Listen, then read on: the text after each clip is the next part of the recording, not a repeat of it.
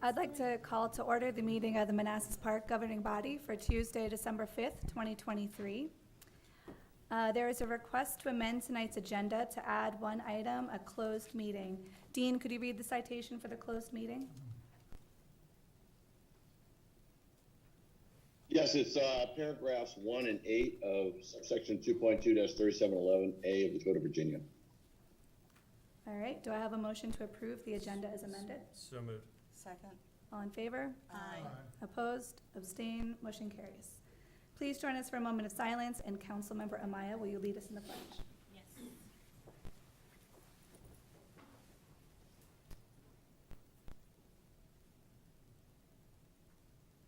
Pledge allegiance to the flag of the United States of America and to the republic for which it stands, one nation, under God, indivisible, with liberty and justice for all.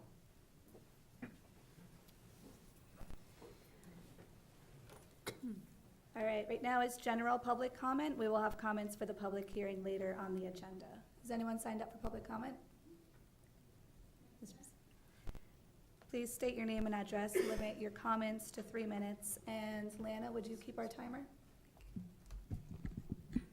Good evening, Madam Vice Mayor and members of the council. Mike Smith, 102 Colfax. I wanted to talk about a topic that was on the legislative agenda brought before council on November 14. There was a section about increasing Manassas Park's power to fine its residents for perceived violations of code or zoning ordinances. And that, at the time, the topic passed with no opportunity for discussion or debate. While we all want to see an end to problems like junk cars and yards and trash everywhere, I'm concerned about allowing the city to dole out extrajudicial punishment, and if that's the right direction for our city. There have been several recent instances where staff appear to have targeted residents in a retaliatory manner while ignoring much greater concerns. In my opinion, the point of having a judicial review is to ensure fairness and transparency. I wouldn't want to be the one to slap a huge fine on a resident for not mowing their yard and then find out that the reason they're not mowing their yard is because they're a disabled veteran. This is why we have courts, to determine these things and find out a way to help our residents. This is why we have judges. And this is why, in my opinion, granting the city extrajudicial power to fine and punish its residents is wrong for the residents of this city. Thank you. Thank you. Mr. Christian? Joel Christian, 120 Alpine.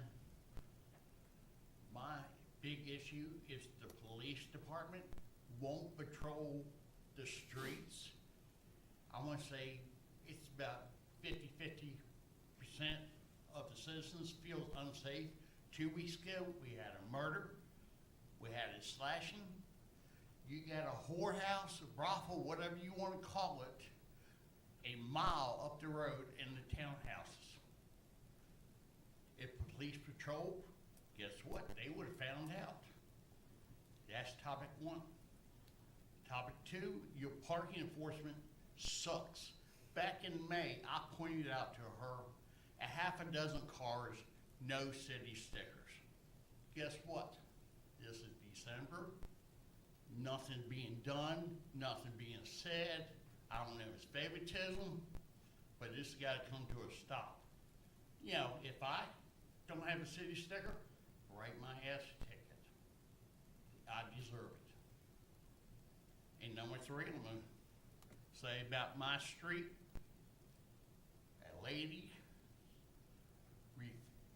came out of her house and stood on the street and would not let my daughter park. Oh, my husband parks here. Something got to be done on the streets. Me and Mike talked about it a long time ago. Guess what? You get a parking spot. People with driveways get 1. People with no driveways get 2. Something got to be done. Plain and simple. And like I told y'all before, Fauquier County, if you're not on an assignment, you're patrolling the streets, not 3, 4 o'clock in the morning, all through the day. If you ain't on call, don't want to call. Something got to be done. I don't know who's in charge of the police. I figured the mayor is.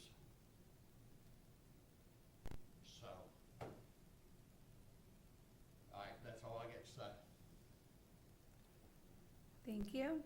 Is there anyone not signed up who would still like to make public comment? All right, tonight we have a public hearing. Our public hearing is regarding amendment to the commercial vehicle ordinance regarding vehicle weight. I declare the public hearing open. We'll begin with staff presentation.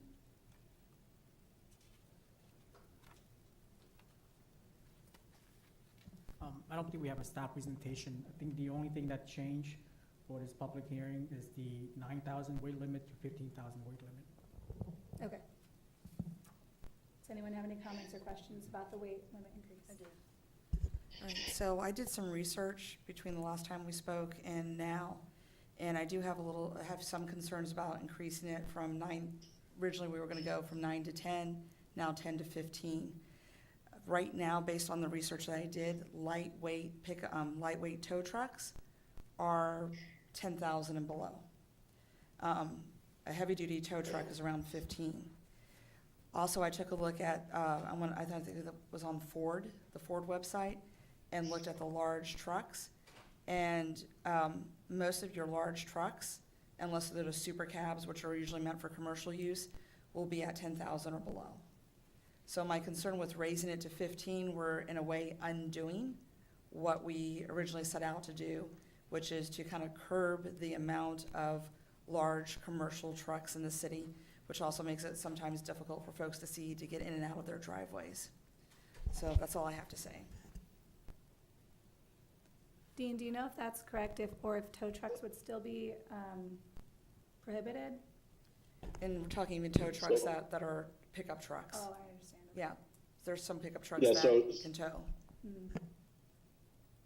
Yeah, so basically, commercial vehicles are not allowed, it's just the permitted vehicles that are allowed. So if it's an actual tow truck, it would not be allowed. But the problem is if we have a tow truck that operates as a tow truck but is below 15,000, the argument might be made, then why are you targeting me?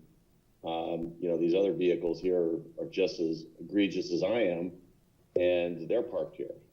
I will say that like Laura, I did go and check out at different places on the web to see what the weights were, and I, like her, found that most of them were 10,000 or below if they were not commercial vehicles. Okay, any other comments, questions? No? Okay. Would anyone like to make public comment on the public hearing? It's Mr. Christian. Please state your name and address and limit yourself to 3 minutes. Doyle Christian, 120 Alpine. You raised the rates up to 15,000. You got some heavy duty trucks out there. Originally, it's supposed to be anything with a name on the vehicle was not allowed to be parked on the street after 8 o'clock unless it's in your driveway. Guess what? Y'all didn't think about it. I was the first one to buy a parking sticker for my company truck. And that's only a pickup. You got state police in here, lives in Manassas Park. You got your maintenance department that takes a truck home. That's a name on it. State police. You got the county police, some of them, not many. So y'all gonna have to do something, and me, it should be 10,000. Because, they're taking up room. Oh, I get to park on the street. No. If I gotta pay $15, which I didn't mind, for a pickup to bring home during storm trouble and standby, they ain't no damn different than me. So it should be 10,000. Thank you. Thanks. Anyone else?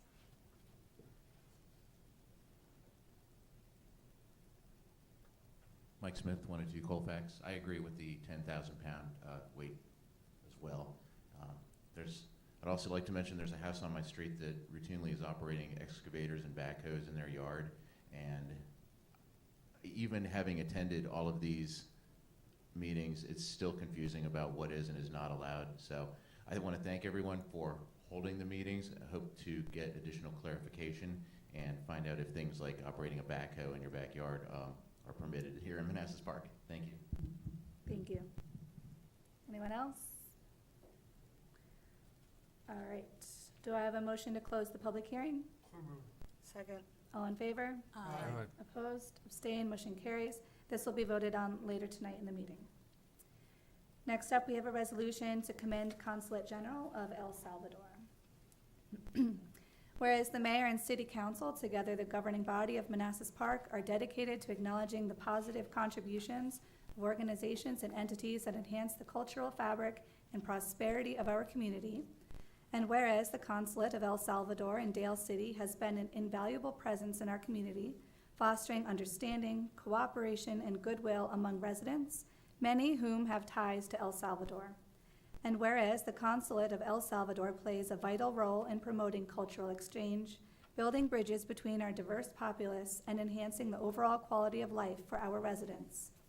And whereas the governing body is delighted to extend its heartfelt congratulations to the Consulate of El Salvador on the occasion of its move to a new building within Prince William County, which stands as a testament to its commitment to service and excellence.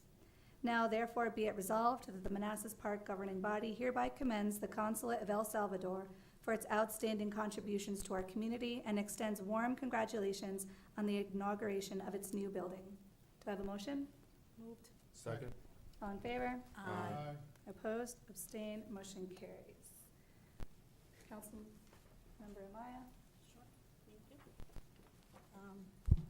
I just want to say thank you, Orlando Campos, for being here, and thank you, our council member from Manassas City, Sonia Vasquez Luna, for bringing us together with your city and Prince William to commend our Consulate of El Salvador that does a lot of work for our communities. Thank you so much for bringing it forward, and if you don't mind taking a picture so we can just keep it in record? Yes. Thank you.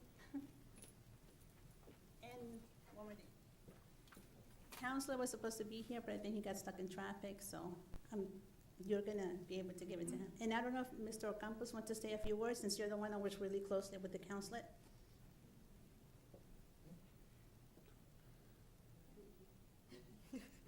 Let's take the photo and then say a few words. Okay.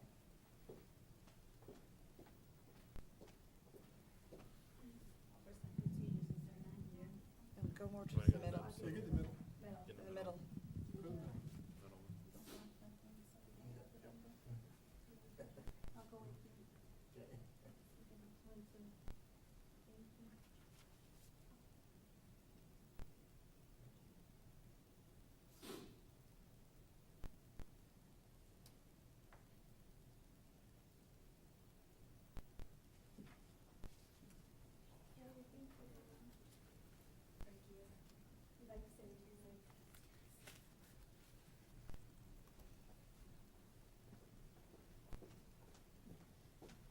Well, good evening, Vice Mayor and Council. Thank you so much for the recognition of the work they are doing. They are opening a bigger, like a double-sized office, and the ribbon cutting will be this week, and so we're looking forward. General Counsel Ingeniero Ruby Chavez was supposed to be here, and he's sorry he's gonna make it. Also, Ricardo Mata and Joel Bolaños.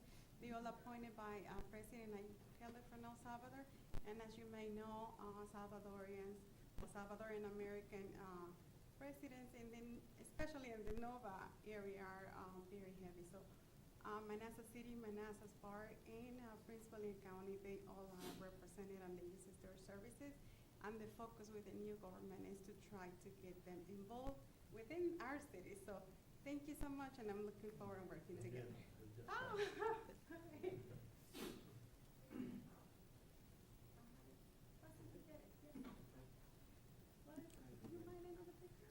Yeah, we'll do another picture, sure. They're just coming in.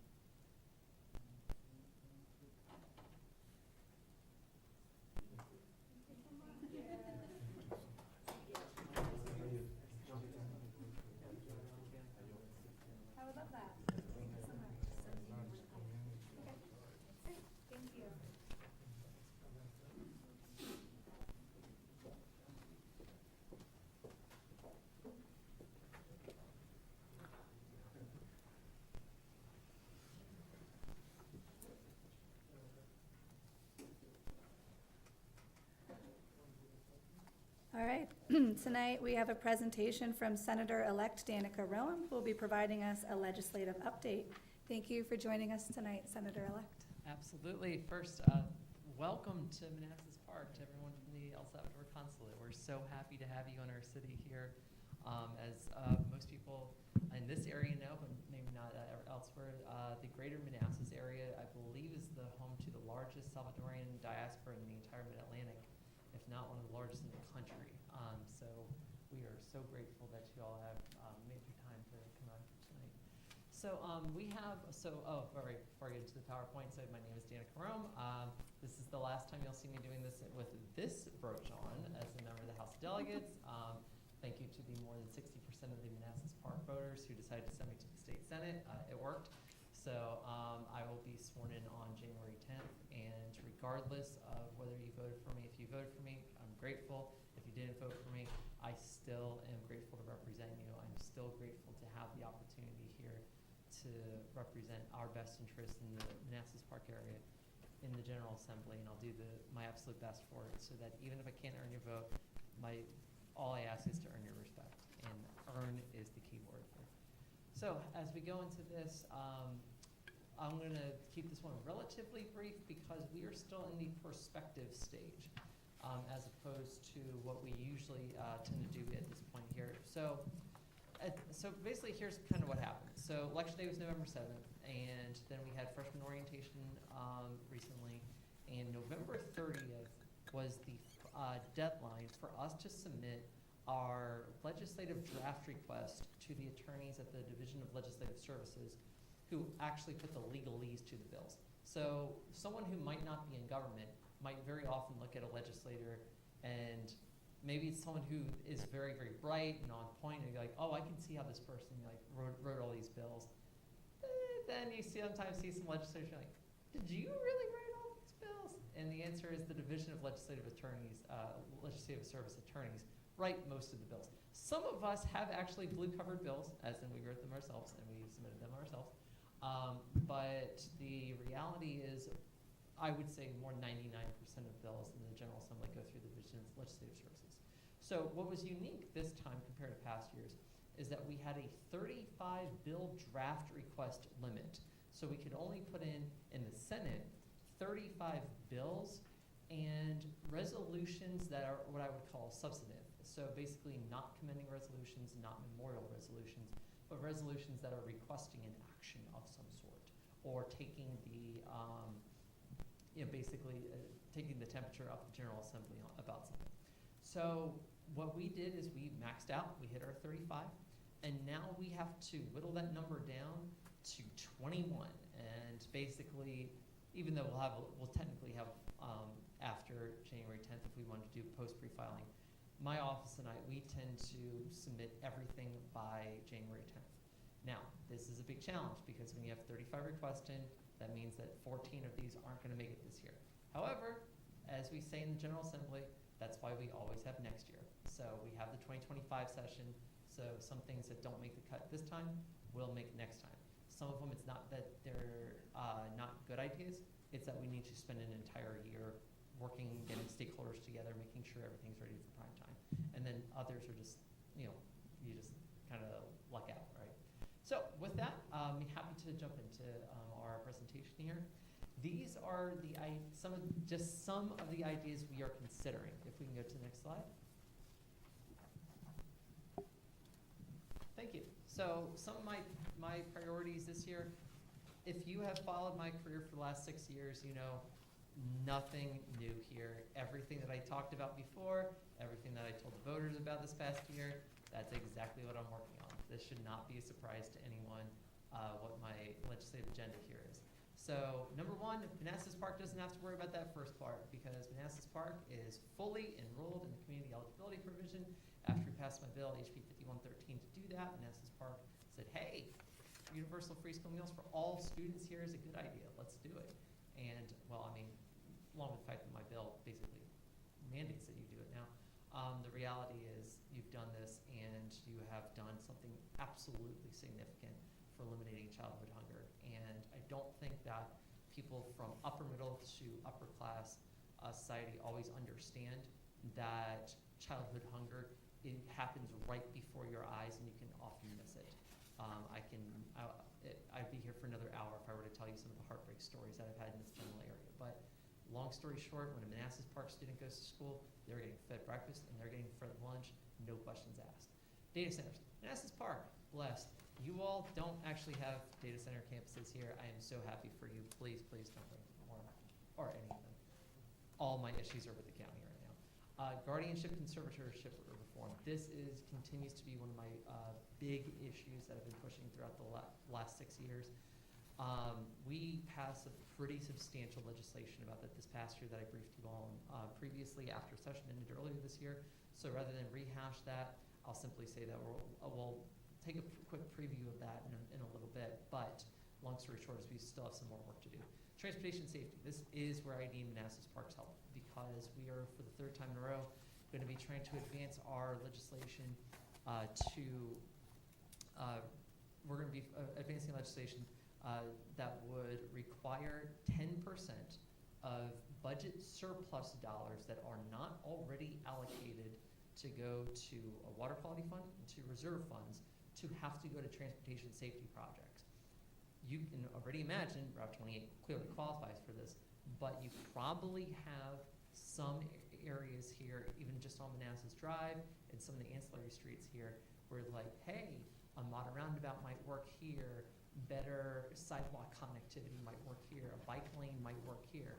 These are the sort of projects that I'm trying to get funded with this, and the reason for that is very often a lot of these projects don't qualify or don't score well when they're either going up at the state level for smart scale in front of the Commonwealth Transportation Board or at the regional level with the MBTA. Now, there are a couple other funding sources like the Virginia Highway Safety Improvement Program. You got your 70-30 split from MBTA, blah, blah, blah.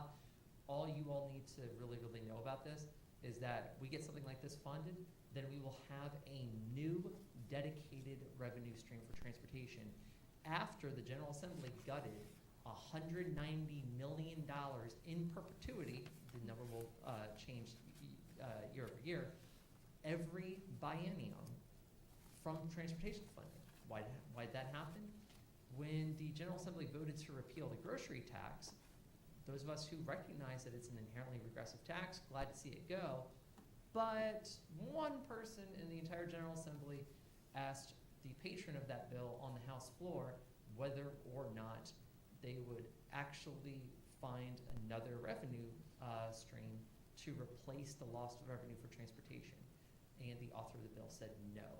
He insisted that we had a surplus at the time, but the reality is a one-time surplus, even if it did exist, it does not make up for dedicated revenue year over year over year. And so yours truly took the hit, took the political punch to the face, and well, I'm still here at the microphone today, so I guess I did the right thing.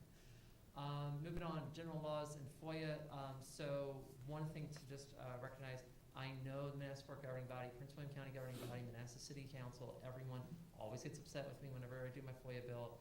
All I will say is this is what came, so this is one of the things that always happens is we don't want to see any reforms to FOIA that haven't gone through the FOIA Advisory Council. This bill went through the FOIA Advisory Council. We already passed part of it. We're coming back for the part that we haven't done yet. The part that we haven't done yet puts a $33 an hour cap on these, and still up for debate whether to basically have the first 2 hours free for the first 4 FOIA requests a month. Why do we have that? Because we're trying to have a balance between FOIA fees not being a deterrent to the public to be able to access public documents that their tax dollars have already paid for, along with a very real issue that is very often brought up by VML and VACO about abusive FOIA requests. Basically, if someone is filing 30, 40, 50 of them, what do you do in that sort of situation, right? And so this is the balance that we struck over many, many, many meetings of the FOIA Advisory Council. I think we had like 5 or 6 just in this legislation alone. And so I want to give this thing another shot this year. All right, so let's go on to the next one. Thank you. Okay, we're already good there, since you all are good, but all you need to know is I am working to have universal free school meals, and the second part on this is for the Hunger Free Campus Act. The NOVA campus here in Manassas is actually doing yeoman's work on this. We're actually taking an idea that we get to see here locally, and we're trying to bring it statewide. So basically what this does is this would make sure that every college campus and university campus in Virginia has a food pantry. Also allows students to transfer their meal swipes to donate to them. Basically, say if you're running it towards the end of the year, you haven't used all your swipes, you find someone who really afford to use one, that would be great. And one of the other things is making sure that students are notified about what places off campus actually accept SNAP in the first place. Okay, so let's go on to the next one. Bring this one back. This one died an unceremonial death on a party line vote last time, but I'm in the majority this time, so I think I'm going to do a little bit better. Farm to Table Task Force, a Virginia Department of Education task force to focus on increasing school divisions' access to locally sourced foods, promotes local business and a resilient supply chain. So, long story short, is we want kids to not only have universal free school meals, we want them to have healthy meals, and we want them to learn how to grow their meals as well. There's a lot of good stuff with that, including from one of our students actually here in the city who had done her Girl Scout project over at the old library site over in Blooms Mill. This is actually a big thing that she was promoting, is having a seed bank. So she was actually, as a student, trying to teach people how to, basically grow their own gardens. Love it. Next part, this will affect a number of Manassas Park residents, especially on the west side of the city, with information to food banks. This connects food banks with the Virginia Department of Services in order to provide access to information about WIC in the first place. We have a number of our constituents here in the city who do rely on that support coming in from WIC, coming in from FAMIS, coming in from another a number of our other programs, and this is just one more thing that we're trying to do to alleviate food insecurity. And one of the other nice things here is because we passed one of my bills already to allow food banks to basically begin the application process to get people enrolled in SNAP. This is the next logical step in terms of making sure that people who qualify for the Women, Infant, and Children Supplemental Nutrition Program actually have more access to it by a trained professional who is in the field doing this stuff every day. All right, let's go on to the next one. Thank you. Data centers, let's just say, I'm going to work on a lot of them. Let's skip to the next ones. You guys are in good shape here. Thank you for being good, Manassas Park. I love Manassas Park. Next part, guardianship trainings. Okay, providing trainings to guardians on their responsibilities and duties, and how to complete annual reports, how to involve and encourage participation of incapacitated adults in decision-making and medical advisory. So, this is one of the things that came out from the JLARC recommendations that we had a few years ago. We've been kind of trying to implement some of these administratively, some of these via the Code of Virginia, but long story short, anyone who's at the dais, anyone who's behind me today, anyone who's watching online, if you have an adult who you are responsible as their primary caretaker, you should care about this. If you know someone who has gone into guardianship and it hasn't gone well, or you simply want to inform everyone involved of what their rights and responsibilities are, these things are extremely important. When the system fails, people die.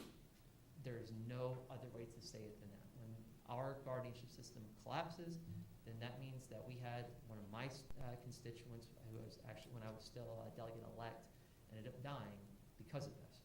So I'm going to spend every year that I'm in the General Assembly fighting to fix this system so that the most vulnerable people who we all represent don't succumb to that same fate. A couple other things with this. We have another one that actually came out as a request of the Office of the Executive Secretary that we'll be carrying.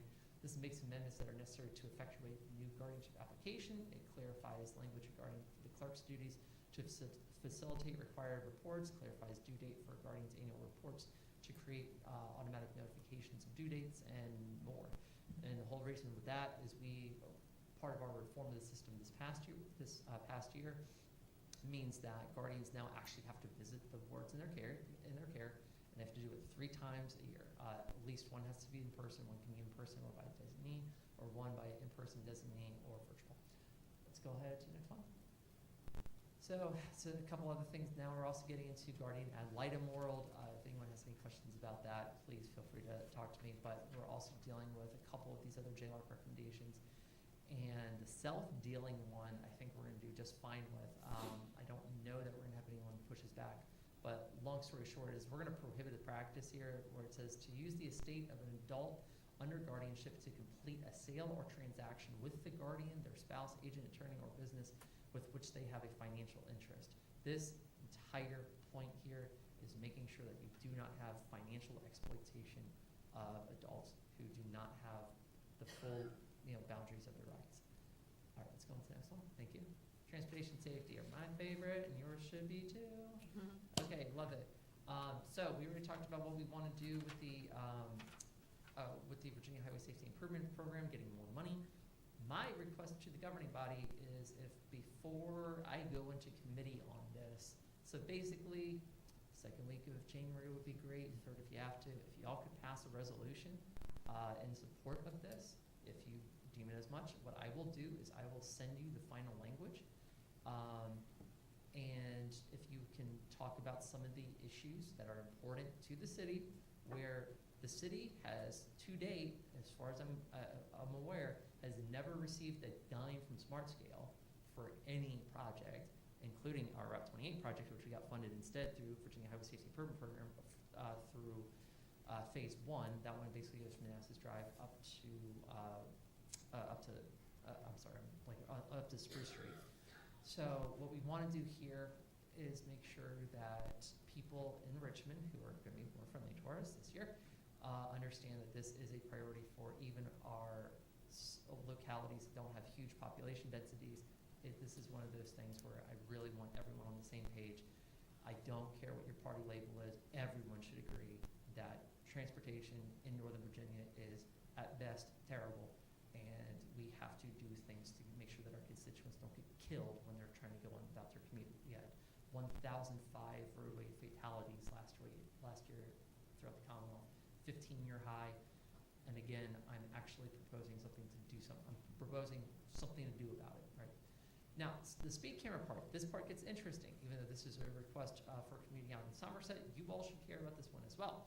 Because what we'll basically do here is the grander version of this bill, this will allow localities to be able to establish speed cameras in very particular areas, especially intersections where you've had fatalities and such, upon your request. And there's even talk about, we have different options of what we could do. I mean, heck, we could probably put it up for referendum if we wanted to, but what I would suggest with this is that no one who drives likes speed cameras. No one who lives in an area likes speed cameras. What people like less than speed cameras is dying. So what we're going to do is we're going to have something where in very limited circumstances, we can have it in an area where you've got kids who are nearby, where you've got fire department nearby, or whoever else, and just to make sure, especially anyone who has ever lived near Manassas Drive, ever, knows that this area right in front of City Hall, if you have ever heard the wonderful sound of either a very loud mosquito noise of zoom, or you have heard something even lower and more baritone based of a boom going down the street as someone basically hauls their modified car, turns on Signal View Drive, and then gets out of Dodge.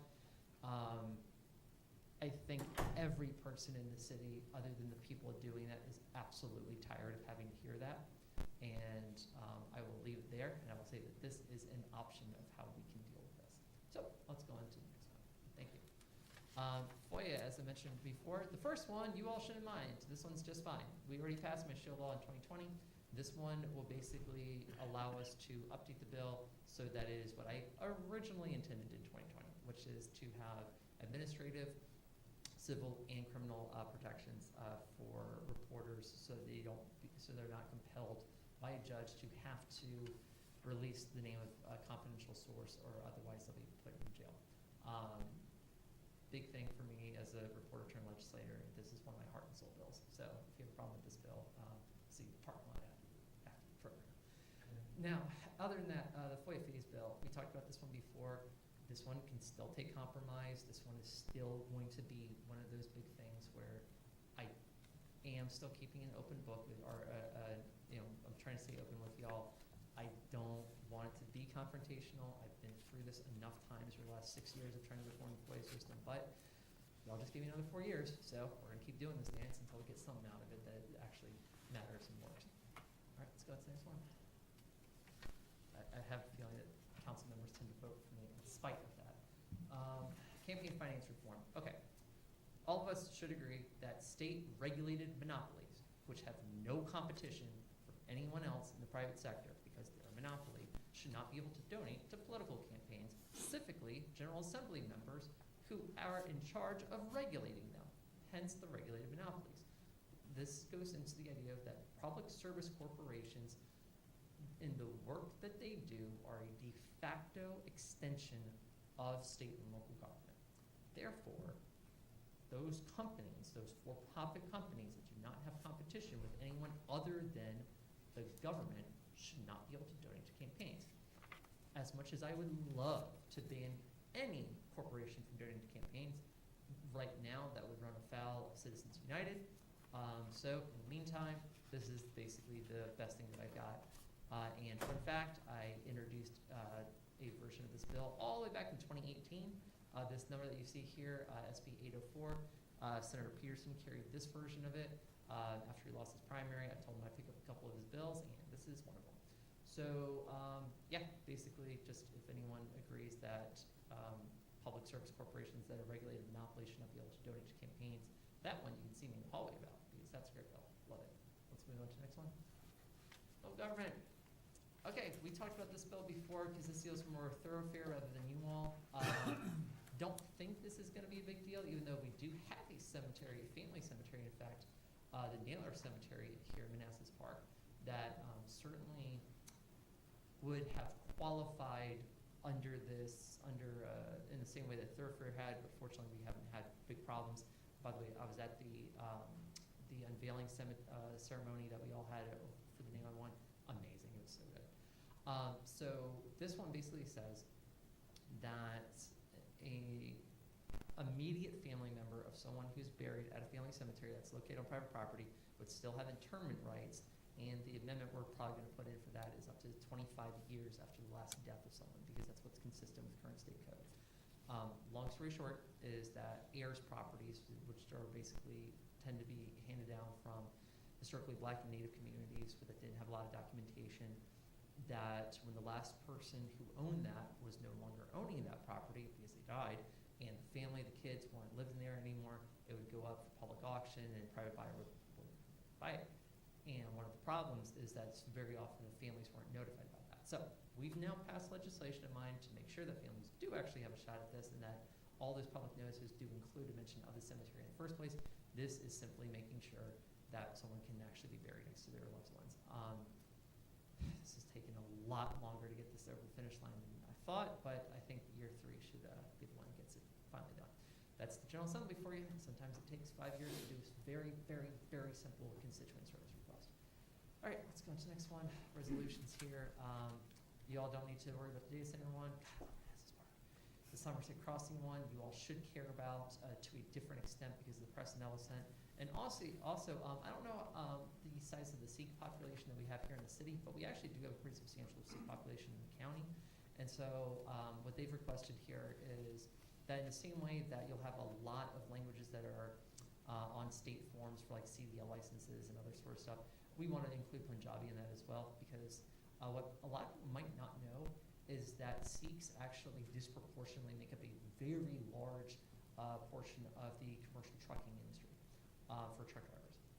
It is actually just a thing where we were asked, hey, if this is going to be available in other languages for people who speak Spanish or for people who speak whatever else, can it also be Punjabi, considering how many people go into CDL who speak that as a native first language? So, sure. So that's a constituent service request from someone in Haymarket, and I am happy to put that forward. Okay, let's go on to the next one. Now, this one's super cool. This one I did just for you all. I think it would be way overdue for I-66 to actually have a sign on it at exit 53A for Route 28 southbound that tells people where Manassas Park is and what road you can use to take it. As we have a brand new city hall, a brand new downtown that's under development, you all have talked about what you want to even do with Manassas Drive, whether to change the name, keep it the same, make Manassas Park Drive, whatever else. The bottom line is the city is in search of an identity right now and is actively building up its identity. Manassas Park is the only Northern Virginia city that does not have a sign for it on I-66. Did you know that? Now you do. Falls Church has one, and City of Manassas has one, although that's over at 234. City of Fairfax has one. Alexandria has it all the way at exit 75 right before you get to the bridge. How come Manassas Park doesn't? So I would like to request VDOT take care of that without me having to allocate additional funds, because it's a sign, you all can afford it. If they push back or we have any other issue with it, then I will make it a directive next year. But in the meantime, I'm just going to very politely ask them, hey, give us a sign that says 53A southbound Manassas Park. That would be nice. I think everyone here would appreciate it. Okay, moving on to the next part. If you have questions, ways to get in touch with me. For the remainder of this month and the first week of next month, you can still reach me at deldrome@house.virginia.gov. That's DELDROEM at house.virginia.gov. And as some of our constituents know, such as Mike, when you reach out to me, I will very often respond like 10 minutes later, be at your house. So that is a thing. I do check my own messages here. However, I will be getting a new email that will be Senator Rome, SENATORROEM @senate.virginia.gov. That's for all the official stuff. If for whatever reason one of those you have a problem with, just drop me a line, danica@danicaforstatesenate.com. And that one goes directly to me. Always happy to have it. Several thousand people in this general area have my cell phone number, and especially after it was very politely included in 2 mailers from Now Position this year. That was super swell. So now even more people can call me when they have a constituent service, which is just fine. All right, any questions from the council? Thank you for the presentation. Any questions? Thank you for the presentation. Thank you. No, just thank you, Senator Rome, and just congratulations on your new position. Thank you very kindly. And I took a picture of the resolution for the consulate earlier. I would like us to file a committing resolution at the state level for you all as well.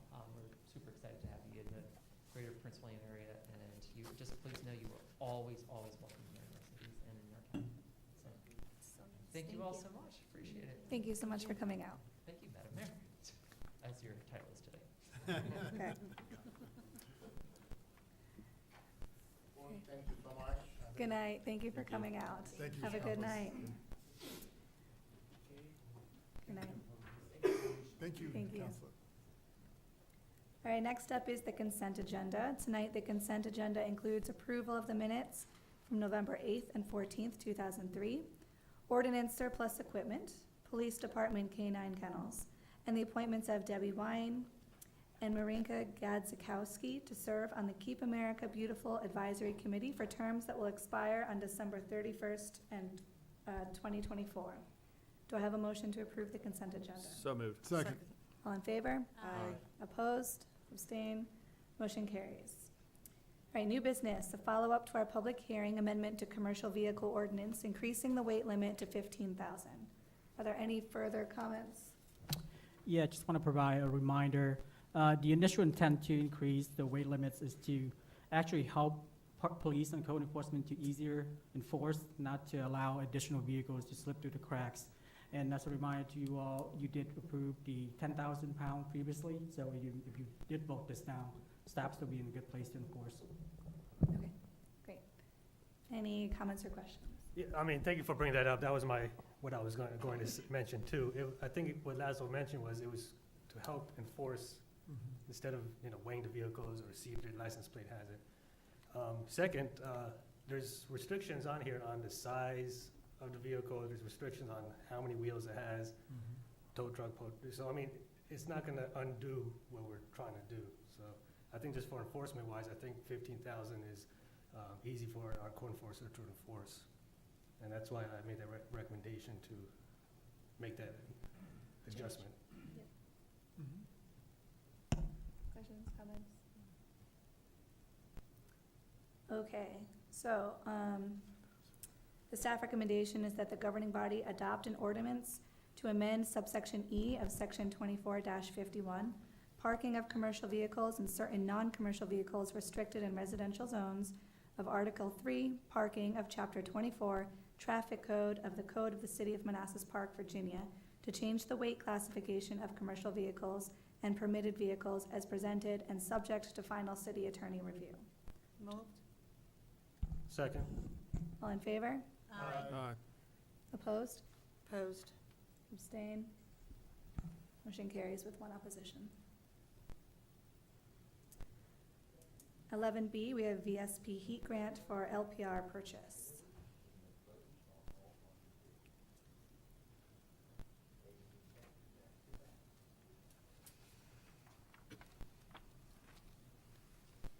Thanks for joining us, Chief Lugo. Good evening, Mayor, members of the governing body. We recently received a grant from Virginia State Police HEAT program. The HEAT program, which was established back in 1991, which has helped eliminate auto theft, provides fundings to local law enforcement to help combat vehicle thefts, vehicle parts and stuff like that. So we were awarded recently $12,500. Most agencies in the regions are using these funds to purchase license plate readers to help combat auto theft. They also been successful in locating missing people, people with abductions or violent crime. The system that we're using is the one that we signed an agreement with earlier this year through the NCR. So the Manassas Park is requesting to utilize the $12,500 that was awarded to us to purchase 4 LPRs to put in areas where we're experiencing a high level of auto theft, which in FY23 we experienced 25 auto thefts for our city, which was about 15% increase. So. Any comments or questions? I have a question. This will be stationary, right? Yes. It won't be on a vehicle, it'll be stationary. No, these are stationary, and we have the option of moving around to areas where we're experiencing high theft. Yeah, it's a good program. I was actually riding along with Arlington County about a year ago, and it came in because we have one on 14th Street Bridge. Someone had been involved in a murder, and Arlington was able to apprehend him because of this. They put the DC had put it in, and we were able to get them, that individual. So I think it's a good program. So thank you. Thank you, Chief. Does the system require a yearly maintenance or a yearly upgrade or anything like that? And what would the cost of that be? There is a yearly cost. We're gonna try it out for the first year, see how successful we are, see if there's a need. And then after that, we can resubmit for this grant, which is about $12,000 a year. Okay. So I just wanted, they wanted us to do a 2-year contract, but I only wanna do a year to see if it's worth Test it out and keeping. see if it works. Yes. That's smart. And I Okay, think there's great. a yearly firmware upgrade, but that's no cost. That's all included Yeah, in it's the all included in, $12,000. so, Okay, great, thank you. Thank you, Chief. Can you tell me how this, I guess it's stationary, a car drives that's stolen, what happens next? How do you get notified? So the officers are alerted either on their mobile data centers or tablets that they have in their cars or on their phones. If they're in the area, it tells them that a car just passed through there. And it would tell the officers what road and, Yeah, I'll tell them where the location, radius. which is where our LPRs where we set up, the vehicle description, and the tag number, and then we can try to locate the vehicle. now, tell me if other jurisdictions that are using it already, are there any hiccups? Like say if someone rents a car and, I don't know, some paperwork messes up and it flags the system as a stolen car. I mean, I haven't heard, but I mean, if we ran into something like that, we would investigate it.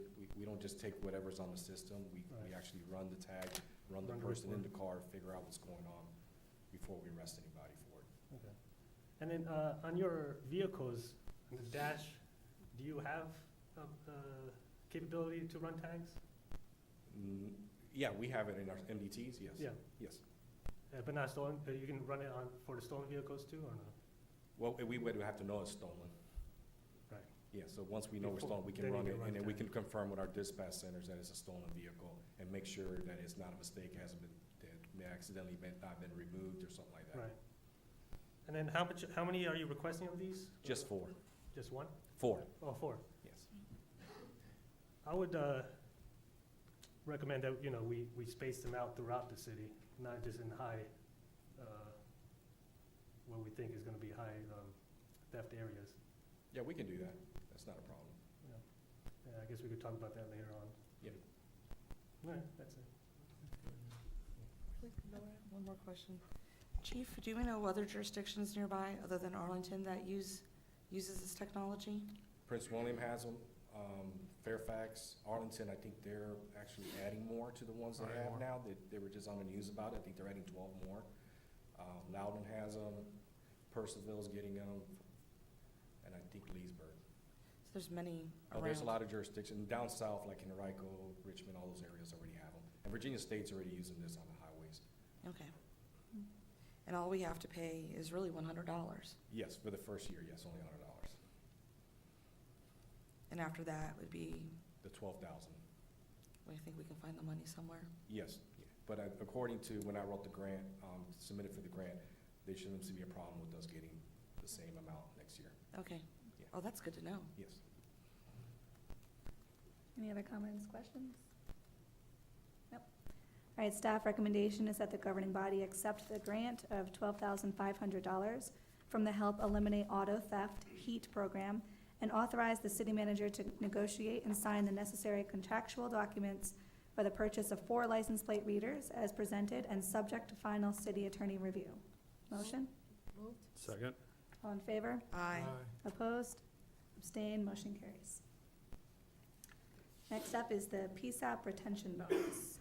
So earlier this year, we were deemed, our communication center, which is our 911 center, was deemed a primary public safety answering point, which being that we get grant funding. One of the grant funding is this retention and recruiting bonus that we can use.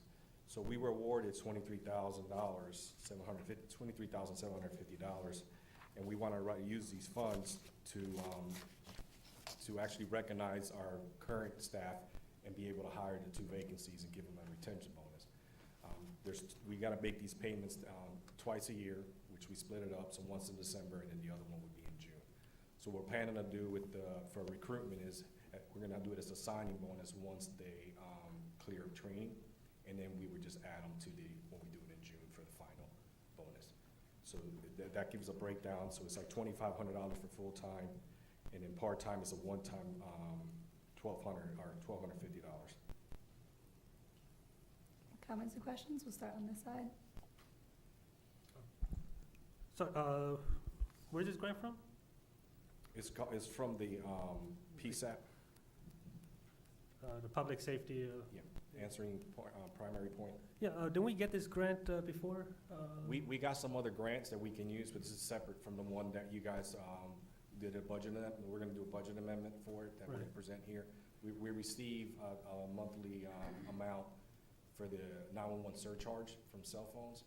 So we're gonna constantly be getting money from the grant, for equipment, anything related to communication center.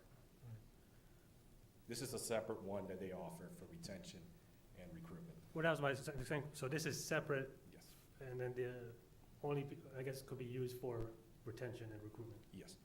Nothing else, though.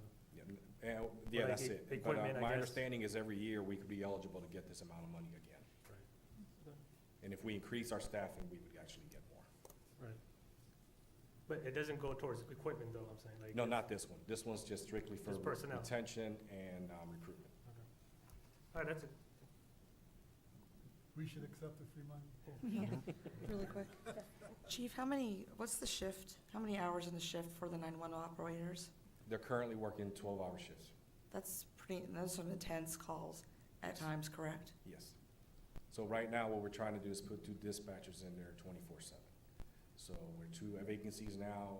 We have an overlap shift right now. But once we hire the 2, which we have about 2 or 3 applicants we're looking at now, we should be able to put 2 in there 24/7. Okay, that would probably relieve some of the stress off of them, Yes. Because especially if they're trying to deal with phone calls, they're trying to, I don't know what the word is, negotiate the situation with you guys, Mhm. doing the back and forth. Okay, Yes. thank you. You're welcome. All right, staff recommendation is that the governing body accept the grant of $23,750 from the Virginia 911 Services Board and authorize the city manager to use the grant funds to provide recognition, retention, and recruitment bonuses to the city's emergency communications center staff as presented. Moved. Second. All in favor? Aye. Opposed? Abstain? Motion carries. Thank you, Chief Lugo. All right, FY '24 budget amendment and ARPA budget amendment 4.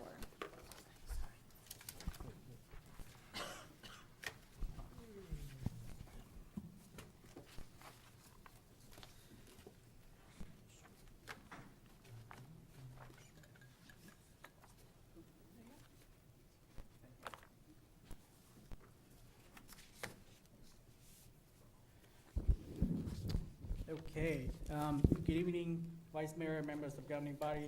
So good news, Laszlo welcomed a new baby boy yesterday, so I get the pleasure of briefing you all tonight. I'll be joined by Josh and Tony as well, so we'll kind of do this by committee. Just like last year, well, actually, next slide. Just like previously, I'll start with closing out fiscal year 23, and I'll turn over to Josh to give you an update on the ARPA budget. Then I'll come back and talk about fiscal year 24 amendments for both the general fund and the enterprise funds, and then turn over to Tony to explain how to look up the Excel workbook, how to read it, and then some next steps. There are some items for consideration for you all within this budget presentation. It's not for a vote right now, it's just to alert you to think about it, so that if you have questions for follow-up, or if you want to provide guidance at some point, we'll bring it back to you. But it's just to alert you that we require your guidance on those, and it's included in the budget. So, and I'll point those out as we get to those points. Okay, so starting out with fiscal year 23, my apologies. Closing update, we'll start with the audit. Just give you a quick update on the audit. It is still not completed, but we hope to, we're very close. We hope to have the audit presentation to you by next meeting, which is on the 12th. And then the audit team is currently looking at our cash account to finalize the cash review. But we're very close, and we hope to bring that back next week. In terms of fund balance for fiscal year 23 closeout, for the general fund, as you can see there, we were expecting about $1 million surplus, but we actually got a $6 million surplus, and that is just a testament to the city and school staff for being very frugal with taxpayers' money. And I'll explain how we get that number in a little bit. This is just an overview. For water and sewer, we were expecting it to decrease by 1.1 million. That's actually a contribution from reserve that's planned. However, we actually had a surplus of 95,000. For stormwater fund balance, it was set to decrease by about 500,000. Again, that's the contribution from the reserve that's planned in. However, we actually had a surplus of 270,000. And then finally, for solid waste, we were expecting it to decrease by 225, which is the reserve contribution plan. However, it actually only decreased by 50, so a net positive of 175 fund balance not being used. Okay, in terms of revenue for the fiscal year 23 budget, we actually budgeted about $68 million. We got about $63 million total. If you split that between ARPA and the city, it's 57.5 plus 6 in ARPA. Some of the drivers for the increase or for the revenue, as you can see there, 98% real estate collection rate. We had an increase in personal property. However, that's kind of negated by the sales tax revenue. And then additionally, really the things that stick out is additional money for DSS reimbursement from the state, as well as interest earned for both city cash and ARPA cash. The $5 million shortfall that we were expecting but did not get is a combination of $1.2 million in fund balance saving that we did not use, as well as $2.1 million less in ARPA that we did not use, and a $1.5 million less revenue actually received. On the expenditure side, we received a total of we spent a total of $51.5 million plus $6 million in ARPA. And the cost driver for the expenditure side, really a lot of it has to do with departments staying under budget. It's kind of a mixed bag. You know, overall, it's a good thing that we stayed in the budget. However, some of the departments, the reason they stayed in the budget was because of turnover and staff vacancy. So kind of a mixed bag there.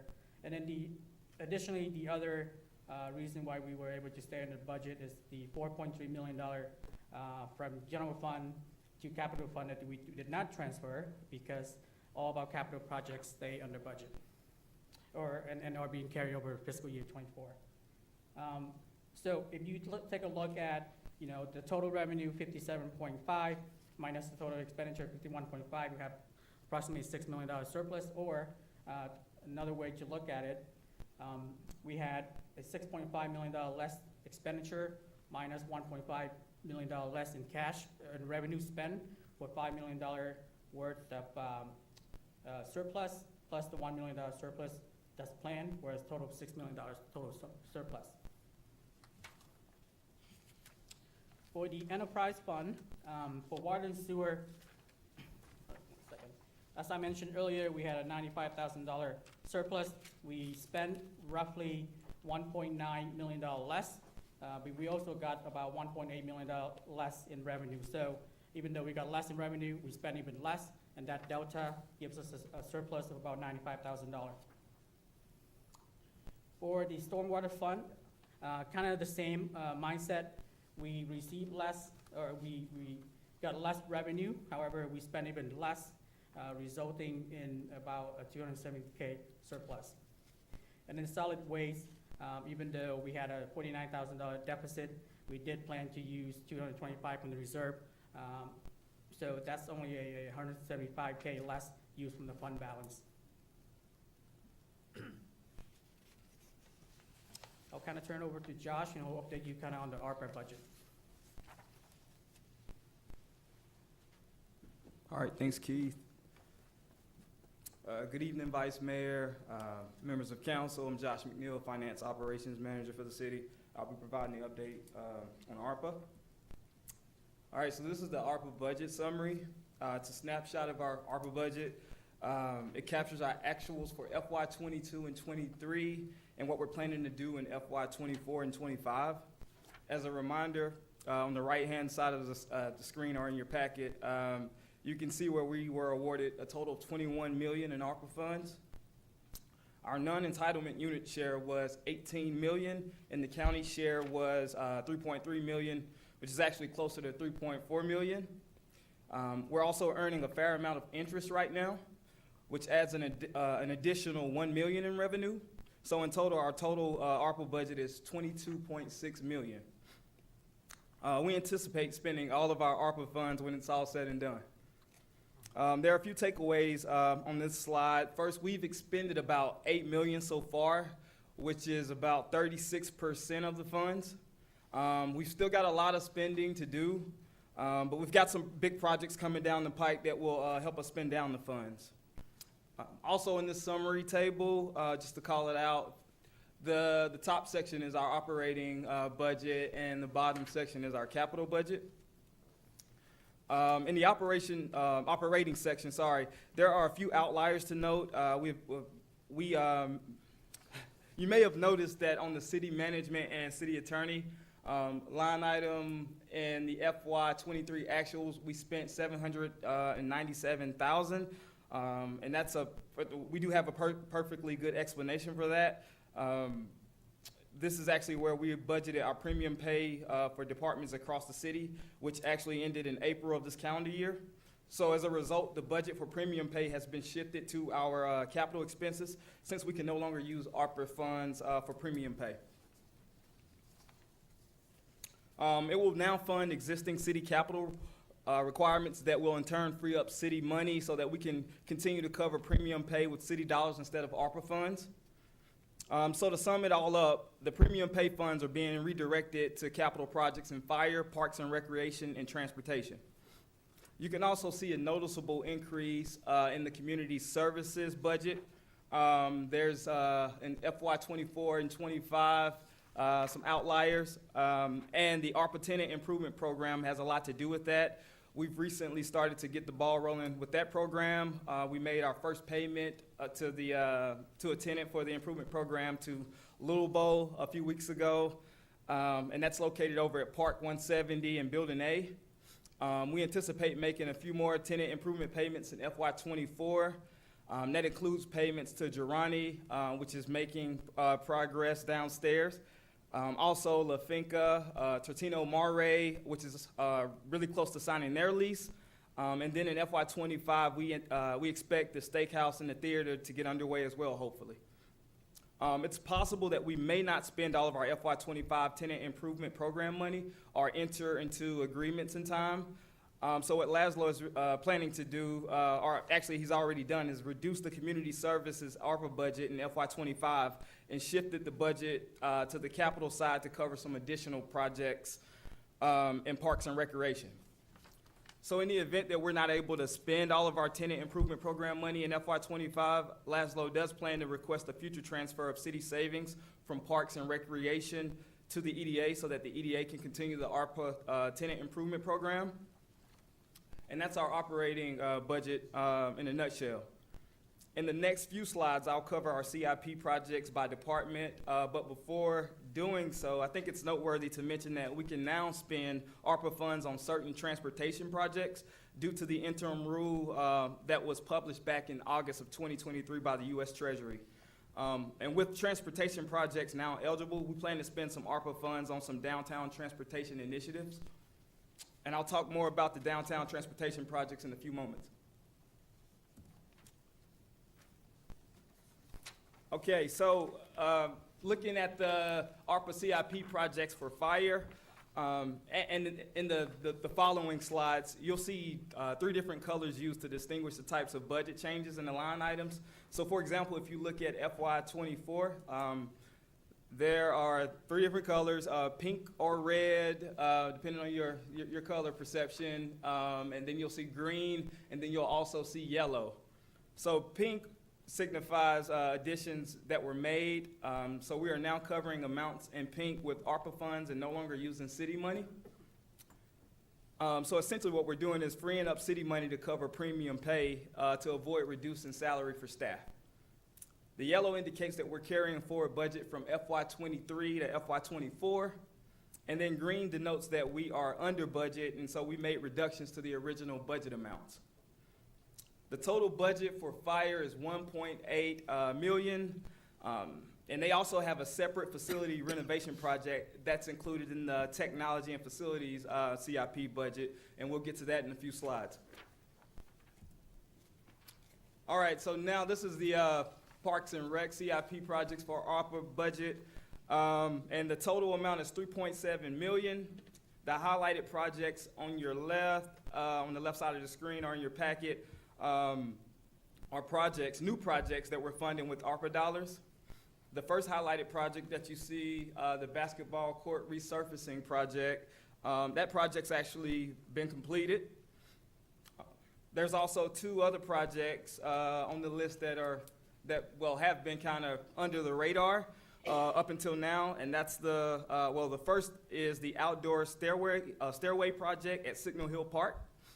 The second is the design engineering work that's slated for the Signal Hill Park renovations and the tennis court resurfacing projects. The Signal Hill Park renovations include renovations to the water park, the pavilion area, and the parking lot. And we are currently working on an RFP for the design engineering work. The goal is to award a contract by December 2024 on that project. On which project? That would be, the Signal Hill, it's the design engineering work is what what we're trying to award a contract for before December 2024. So that includes, again, the design work for the water park, the pavilion area, and the parking lot. Got it. Thank Good. you. Thank you. All right, so now we're looking at the general services and technology and school CIP projects. We've got a total budget of $3 million. You can see that there's been a lot of capital investment in IT. It makes up for about 56% of the budget when you look at the list of projects in this category. And 3 of the projects are related to our enterprise resource planning software projects. And so that makes up a whole lot of the IT budget. And as I mentioned earlier, this is where we also budgeted the fire station renovations project. So that's an additional $613,000 for the fire department, and that's a carryover from FY23 to 24.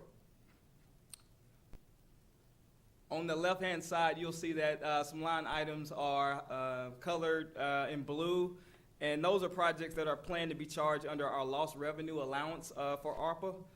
So as a reminder, the U.S. Treasury released the final rule in April of 2022 that allowed local governments to choose a standard allowance of up to $10 million in revenue loss, regardless of their actual loss of revenue, and we opted in. So yeah, those projects are what we're planning to charge to our lost revenue.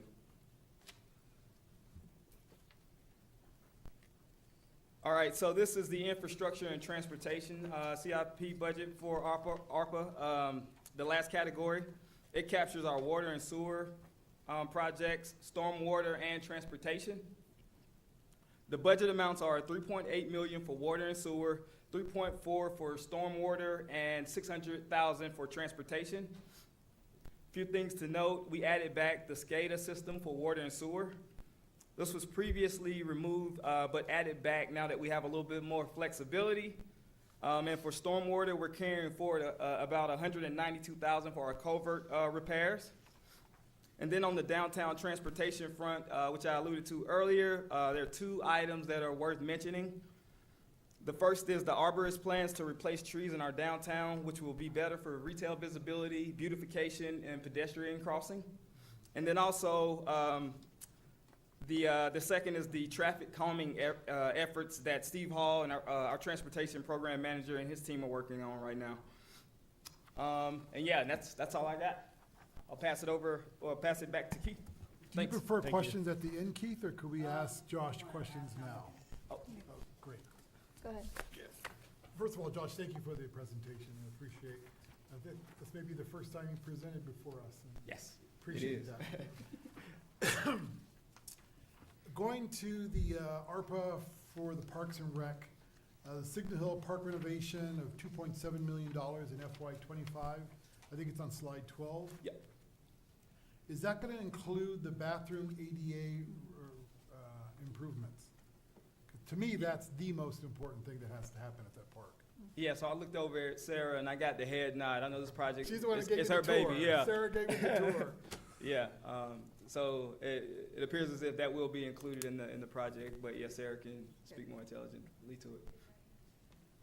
So you know the water park's kind of my baby. Yes, yes. Take me out of the park, but still gonna miss it a little bit.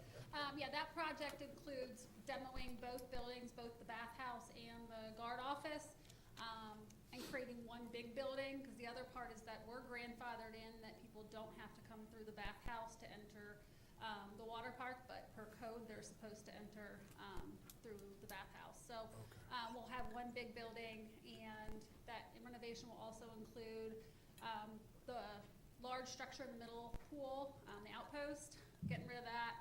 Something, we're gonna have something somewhat similar, but a little more structurally sound, because ours at this point, the concrete's starting to disintegrate, those kind of things.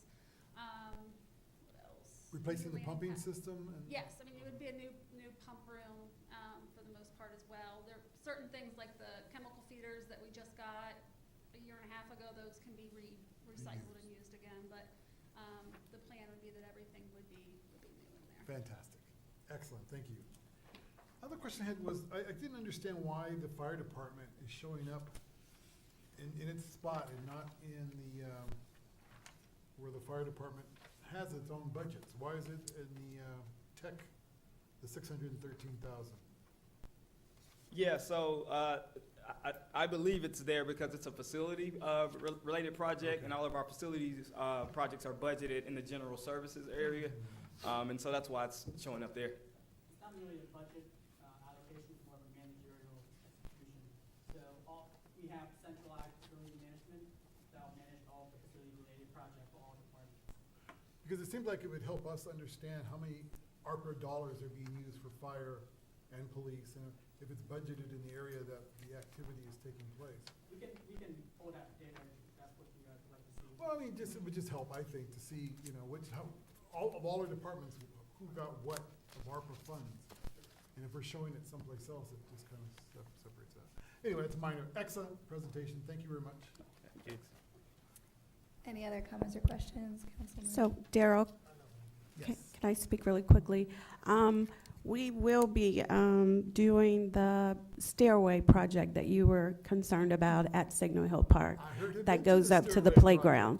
So that's one of the initiatives we took and moved up in the budget. I've got more splinters walking up that staircase. Question. That's great. Yes, yes. Are we doing anything with the basketball wall on Costello Park? The one that's falling apart on the basketball court? I'm not tracking that project, but let me check in on that. Okay. I don't want to give you the wrong answer. I don't think I was tracking that. Okay, thank you. Any other Um, comments, questions for Josh? No? Okay. Okay, so thank you, Josh and Sarah. Just moving on to the actual fiscal year '24 amendment. So on this slide, pretty busy, but essentially it shows the overall revenue on top and the expenditure on the bottom. You'll see a $6.9 million increase for both revenue and expenditure to balance the books. And then what the cost drivers are for each of the line item, really just departments. And the $6.9 million does double count the 2.6 that is in the capital increase, or in the capital budget. So really the actual operational increase is $4.3 million, covering all of those items there. I would say that for the fiscal year 24 amendment, really four characteristics defines it. First, we have a lot of carryover. I think we're looking at roughly $6 million carryover. And then we do have some new revenue streams that sort of offset new expenditure. A good example is the Latino Festival. We got new money, but we had to spend it to conduct the event.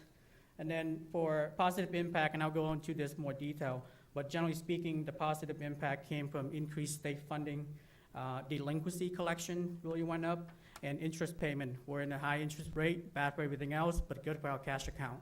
And then negative impact, really increased contracted support, particularly in IT, and then reduction in building permits. So really, so those are the main characteristics that kind of characterize this amendment. Okay, so like I mentioned, we have a lot of carryovers, some of which are ARPA and some of which are city. For ARPA is 1.1 million total, and the big ticket item there is the fire station building renovation. And then as Josh mentioned, we did have to shift some of the ARPA funding to cover not premium pay, but to cover CIP project that we were originally going to cover with city money, so we can free up the same amount to continue the premium pay. That's just a legal requirement that just changed. And then for the general fund for carryovers, we have roughly $6.6 million total in carryover, 1.7 of which is city or operational base, 1.1 was ARPA, previously shown on the previous slide, and then 3.9 in transportation.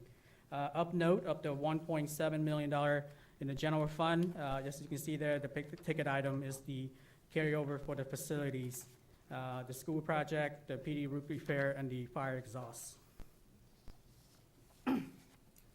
So the next several slides going to go over some of those characteristics I mentioned earlier. What are the neutral impacts, the positive impacts, the negative impacts to the amendment, and then touch on some of the points for further consideration for you all, and I'll explain all of those here in a second. For the neutral financial impact, again, we had about $411,000 of new funding, but also new revenue, but also new expenditure. And really, three things stood out: the $142,000 increase in street maintenance revenue. It must be spent on transportation, and that's just a foot stomp. That'll be a point I'll come back to later for consideration. And then the Latino Festival, as I mentioned, as well as $1.1 million in transfer from capital projects to ARPA due to the premium pay rule change. Moving forward to positive financial impact, we had roughly $1.2 million in increased positive financial impact. Really, like I mentioned, is the collection of delinquent taxes. We had about $400,000 worth increase in that one. Additionally, increase in state funding across the board for PD, DSS, commissioner, and treasurer. And then the interest rate, that's earning us roughly $184,000 for city funds and $200,000 for ARPA funds. There's one line item that's highlighted in yellow. So in the next several slides, you'll see several items highlighted in yellow, and these are the additional points for consideration I want to bring up now so that you can think about it. This is a positive impact because, as you know, we no longer have a senior accountant. His salary was about $95,000, so that's a saving. But we are proposing to help use that saving to pay for contractor support, which I'll explain here in a second.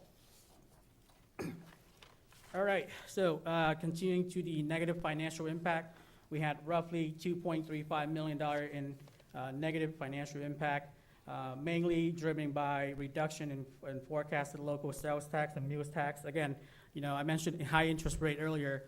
It's good for our cash account, but it's really bad for spending. And so we are seeing an increased in spending there, resulting in a lower sales tax and meals tax. We also had less revenue in terms of building permits and site plan. We're hoping that maybe as phase 2 picks up, those numbers will jump up.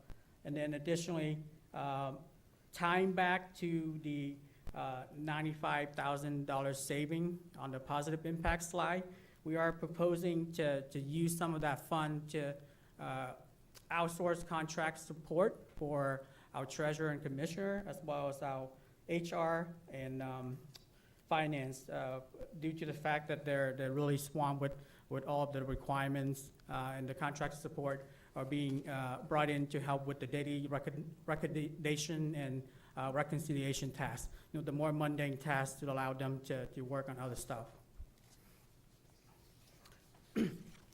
Additional negative financial impacts.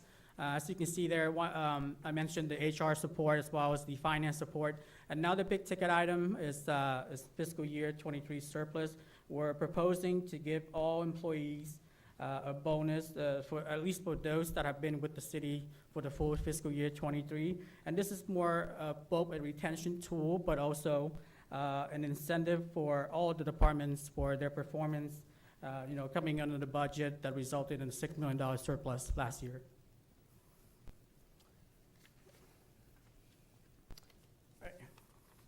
Additional negative financial impacts. For fire, we do have the $200,000 SAPER grant that we received this year. That's the city portion. However, within that grant program, we did budget for the ladder truck to start next year, and so some of that city portion is going to be absorbed by the ladder truck that we no longer need. So, for community development, we are asking for $131,000 additional to hire a building inspector and zoning enforcement officer, as well as a vehicle for their use in order to enforce potential short-term rental district. And I know that's going to be an agenda item coming up next, but it's something that we budgeted for depending on your vote, but we just want to include it in the budget and then bring it to your attention that we can do it in the budget. So, for GSA, a couple of things for GSA. One, the current contractor, the clean contractor, is not really performing up to par based on our facilities manager assessment. So he is proposing to make one of his part-timer become full-time, just to kind of offset that performance. And then the library, Ms.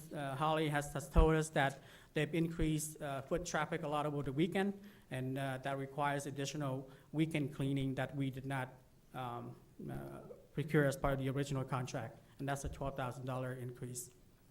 And then finally, for DSS, you all have approved the 1% state increase in the salary already, but we just want to put this in the budget so you can kind of see it. And then finally, I think I know the answer to this, but for next year, fireworks display, we included in the budget for the electronic firing, but that's subject to your approval.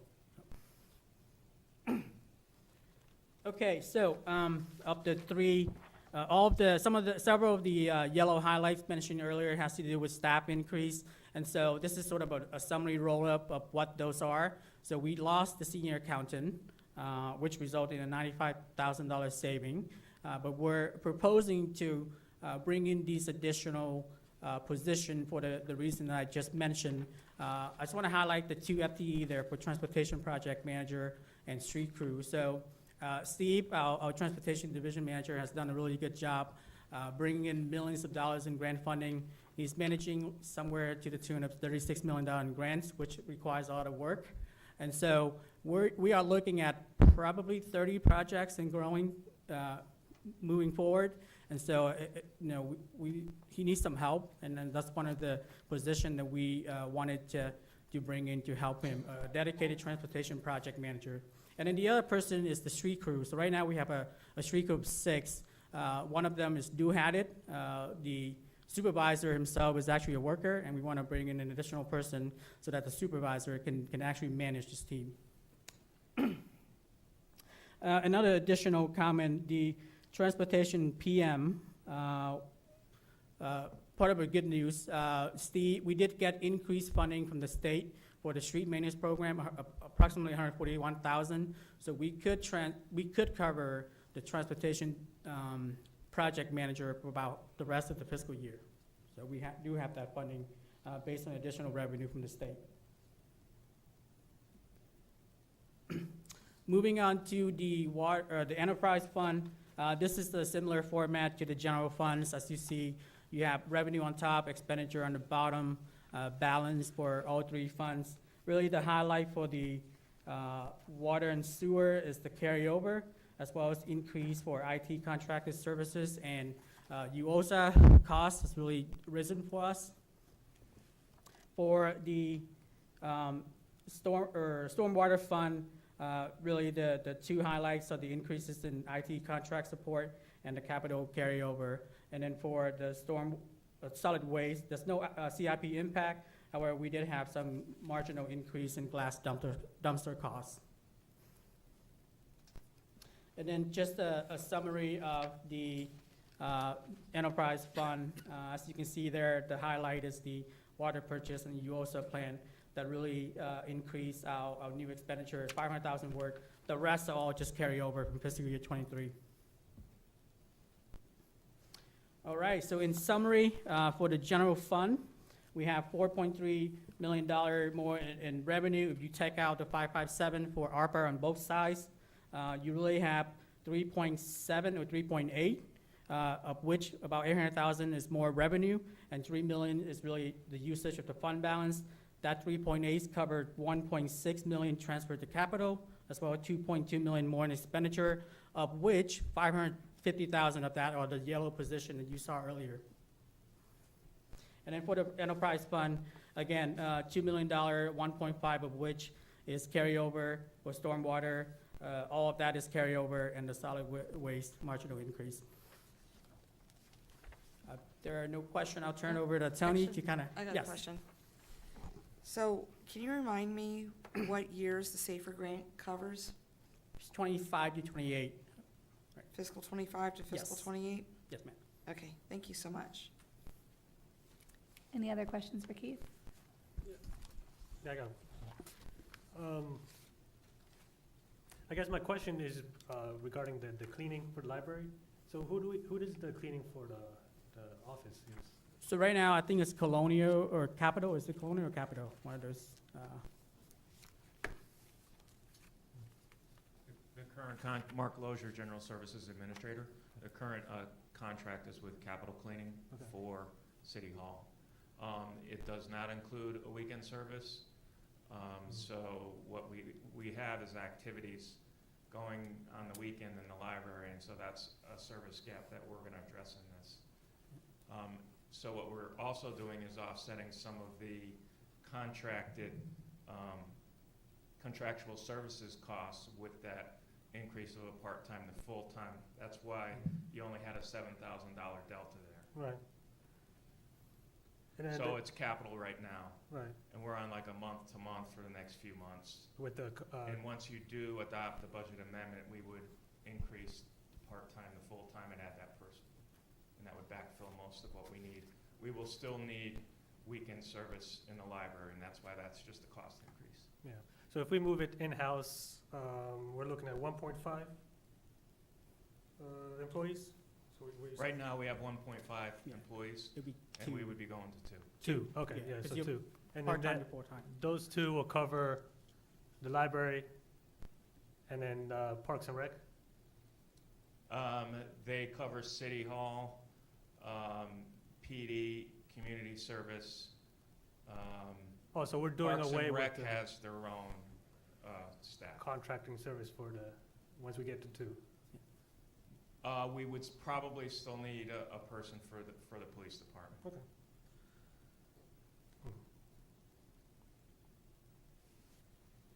Follow up? Yeah, then I had, no, thank you. I Okay, think that's sure. it for that part. The next question was the 50,000 reduction in the parking fines. Is that due to compliance, or is that because we were short-staffed? Yeah, so generally speaking, and Chief, you can chime in, feel free. We do see a downward trend in those, and I think it's more related to compliance. We're seeing less violations in Right. general. Okay, which is good, yeah. Go ahead. Gather my thoughts. Okay. I just had one question, Keith, the 100,000 reduction in food tax. Why is that? We have Cookout on board. I was expecting our food tax to be in excess of what we budgeted, and instead we went the other direction. Yeah, so meal tax is very, very challenging to track down. Truth be told, I'll have to get back to you on that to figure Okay. out why that's so low. Do you have an answer? Yeah, I will say that we did have a short period where the Guapos was closed Mhm. because of the fire. So that led to a reduction Okay, as well, yeah. fantastic, thanks. And then my last question was, the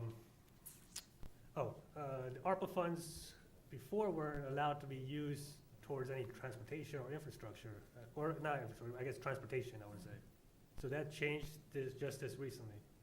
Some of it changed, but the biggest change was the premium pay. We can no longer use it for that. So we had Right. to ship our CIP project to ARPA so we can free up that money, So if- city money. Right, but I'm saying like now the ARPA funds can be used for any type of transportation project within the city now. Well, it's limited to projects that aren't currently covered by VDOT. So there are stipulations, but they just added the transportation portion to ARPA this year. In August, yes. So items that are not included in the VDOT. Okay, that's interesting. yeah. Yes. Yeah, that's great. So if we're currently getting any projects that we're getting reimbursements from VDOT, we can't use ARPA funding Right. for that. We would be double dipping. Okay, thank you for that. I think that concludes my question. Any other questions? Yeah, down here, down at the very end. So a couple questions. Going back to the weekend support for cleaning, what is the impact of our increased activities out here at Central Plaza, or Plaza Central, on the need to clean inside City Hall? I think there's a definite impact because some of the activities outside, when the library's up on a weekend, it's just an opportunity to not only go to an outside activity, but come into the building and use the facilities as well if the library's open. And that was honestly what you're pointing out is the impetus for us to add the weekend service. And other staff can attest to that, and the library director can, that it's kind of backed up and it's caused a problem in some of the trash receptacles and the cleanliness of the bathrooms on the weekends. So all of that we hope to take care of with the additional contractual services. Okay, thank you. There's been a Yeah. significant impact I from that. Felt that there might be a correlation. There is. Yeah, to your But it's all point, good, it's Right. downtown activity. But to your point, all the events we have had on the plaza right now, our facility team is kind of covering down on the cleaning of it afterward. But at some point, especially for weekends activities, we're gonna have to look into how we're gonna handle that. it's honestly mostly Parks and Rec that are involved a lot with community services assistance. Okay, Because our facility staff focus mostly on the inside. okay, thank you. But the building's open during like the last Fridays and those events. Yeah, sometimes, But there's at least the the first- market, it's open, this building, but the library is the key issue. When we're a cross connection between an activity and the library, Right, you're right. gonna get, Well, no, I was worried about the restrooms downstairs. I guess it would need services. Yeah, so obviously the building is open when the library is open. Whenever we have an event, we intend for folks to use the bathroom on the first floor. Yeah. so. Monday is like a real scramble for the facilities staff because of weekend activities in the library. And fortunately, because the library is closed, it's like a catch-up on Monday for them to go in there and they see it. It's not like anything, like your areas are clean comparatively. And that was part of our problem with keeping up, was on Monday, the weekend library activity was taken care of while it was closed, but by Sunday, if we don't bring in someone on Saturday, Sunday's not gonna be that nice. And we're gonna try to catch up on Saturday. We're only talking about Saturday service right now, and the library staff can kind of make do with Sunday. Sunday's a double premium for like having people work on contracts, so we're gonna do the best we can. I think this is, the way you've structured it, to turn the faucet higher as you need is the right way, and we're just turning it a little bit up, and we just need a little bit more service. I would highly recommend you approve it. Okay, thank you. Now, my second question, because folks at home may not remember what premium pay is, can you explain that, or at least give an elevator pitch of premium pay? So with the ARPA funding, we were allowed to give up a certain percentage pay to our employees. It was specifically for safety, but we were allowed to use it for DSS, our fire and police, emergency management. We couldn't use it for administrative staff. So we used ARPA funding to give increases comparable to surrounding counties because we were so far behind in salaries and we were losing a lot of people. So for retention purposes, we used the ARPA funding for that.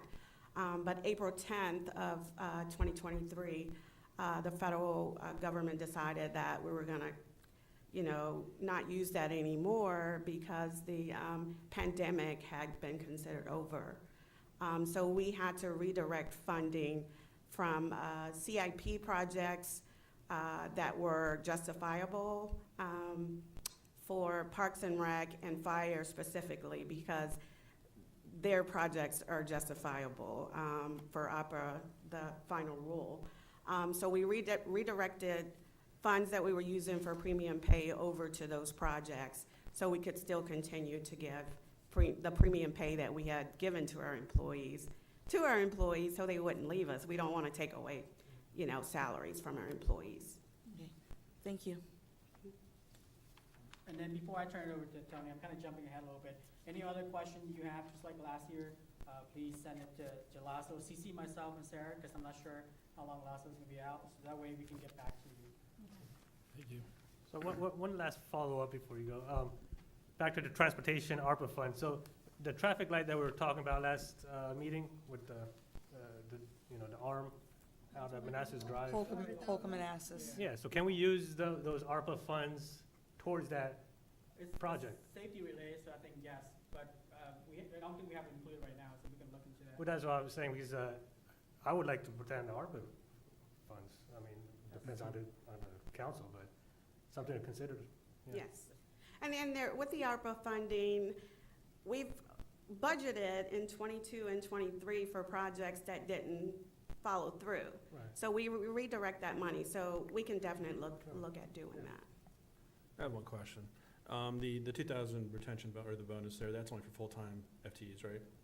Yeah, That would be full-time and part-time. and they have to be with us for the entirety of fiscal year 23. Yes. So it's not like they can just start yesterday and get it. You've had a high turnaround generally in the last year, right? Generally about 20%. It's been somewhere around that. I would like to see the increase to 2,500 for full-time FTEs. I know that's about 340, so you're probably about closer to 400. I can bring that. I'd like to see the numbers on that. I can bring that comment back to Lasso and see. We certainly have the surplus, so I can bring that back. The other piece I'd like to see is I'd like to see the council salaries go back to understate code. Because that was me and the mayor were the original ones who temporarily voted to bring it down part of the budget. That was 8 years ago. I think we did try to reintroduce that in the budget last year, but I think Dean said there were some stipulations on timing on when you could do that. So I don't know if Dean wants to chime in, but I believe that was something that had to be done in July in order to I don't think state code include says it that. I'll for follow the up with next Dean. fiscal year. I'll follow up with him and Yes. get clarity on that. And really quick, I know that Laszlo, I think in the fall, attended some sort of conference or briefing by economists. Can we unearth that again? I think he gave us some gave us a recap. That might be very helpful as we're looking, not only just for us, but the residents, so that we can, as we're looking at these numbers and making some decisions. I remember the presentation you referenced. I think they may update it every quarterly, so we'll check to see if there's any Okay. data. I greatly appreciate it. And Josh and I and Pon are part of Virginia Finance Network, where we have calls with members from around the state.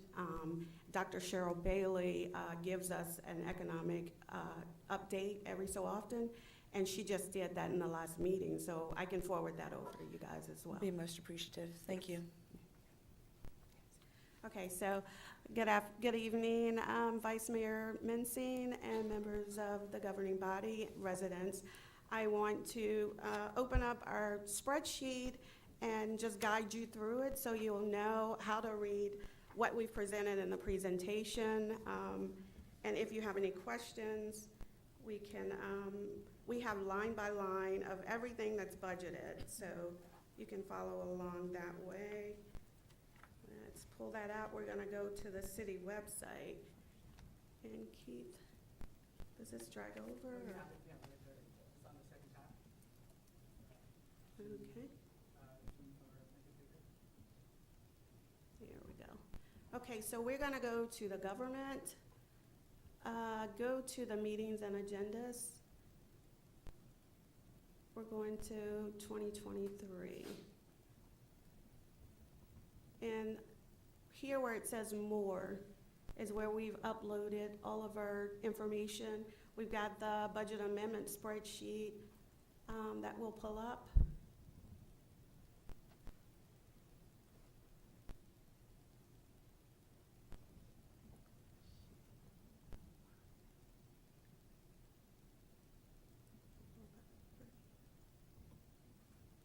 And this is going to give you the overview that Keith showed you earlier. It's going to tell you by department what's going on, increases, decreases in the comment section here. This is just an overview. This is the general fund as well as the enterprise funds. And any reasons why there was an increase, it'll show here. So that's on the budget overview. The line item budget is where we have, and I will, you'll have your original adopted budget as well as the actuals from FY23. If you want to go back and look at that. As Josh mentioned earlier, anything highlighted in green is a positive impact to our budget where we've made increases.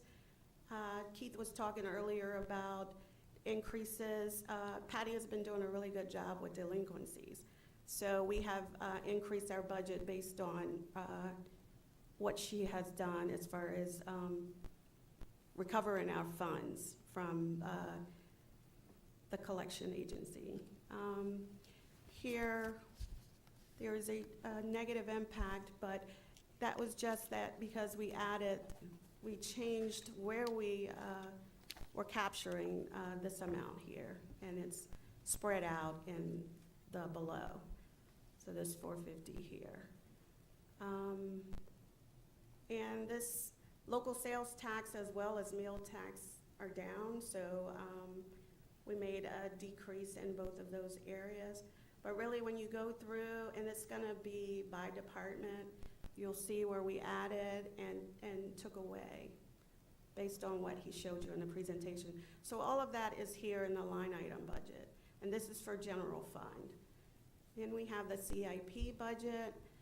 Same thing, you're gonna see the greens and the pinks or reds, as Joshua said. And that's gonna show an increase or a takeaway. But you're also gonna see a lot of yellow here. And this is because we had a lot of capital projects that either for supply chain reasons or other reasons why they didn't happen in FY23, so we're carrying those over to FY24. When you see purple, these are projects where we had to redirect. When Joshua was talking about redirecting from premium pay to other CIP projects, when you see that purple, these are some projects that we had to do that. The transportation is a new project, however, because we just got approval to use ARPA funding for transportation. So you'll see that. But again, there's gonna be some ups and some downs, and the explanations for those ups and downs are gonna be on your overview. So this is the capital overview. When you look at this, it'll tell you why. And again, you're gonna see a lot of carryover from FY23. But there are some increases that happen, some decreases that happen and here is where you'll find that information. On this tab, FY23 carryover, these are all of the items where we had budgeted in FY23, but they didn't take place. So we're carrying those items over. At the top, you'll see transportation. A lot of the transportation is covered by VDOT, NVTA, or PRTC. So it doesn't really impact the city budget, so those aren't really included in the overall carryover for FY23 into 24. But as Josh mentioned, the 192 for the coverts is there. Anything in yellow is gonna be your ARPA projects, and anything we have in a different column, you'll see the regular carryover for the city. So all of these are ARPA, and you have the two different columns for the amounts. And the overall that Keith was mentioned earlier, the 1.7 and the 1.1. And then we will have another tab that has all of the fund balances from FY19 into FY23 that were presented in the presentation. And that is the spreadsheet. If you have any questions, you can reach out to Keith or Sarah, and we'll take care of that. Next, I'm gonna go to the ARPA budget. It's kind of set up the same way as the spreadsheet that you just saw. Joshua presented this earlier. You've got your FY22 actuals, 23, and then your 24 planned. That's the overview, and this is gonna tell you what we changed in the comment section. The line item, it's gonna go line by line of what we changed, what we've updated, the yellows, the reds, the greens are all there again. And then this is the CIP. This is where most of the changes were made in the Parks and Rec Department and the Fire Department. And then if you come down to the bottom, I know Daryl, you were talking about the facilities and why they weren't in the same section as the departments. I think Laszlo pulled those out when Mark came on board. We wanted to have all of the GSA and facilities in one area. But if you look back at the spreadsheet, it has the facilities by department. So we still have that. It's not just mismatched. So you'll still be able to see what police is doing in their facility, what fire is doing, et cetera. Excellent, thank you. Okay, so those are the two spreadsheets that we have. Next, we want you to review the files and send any questions that you may have to us.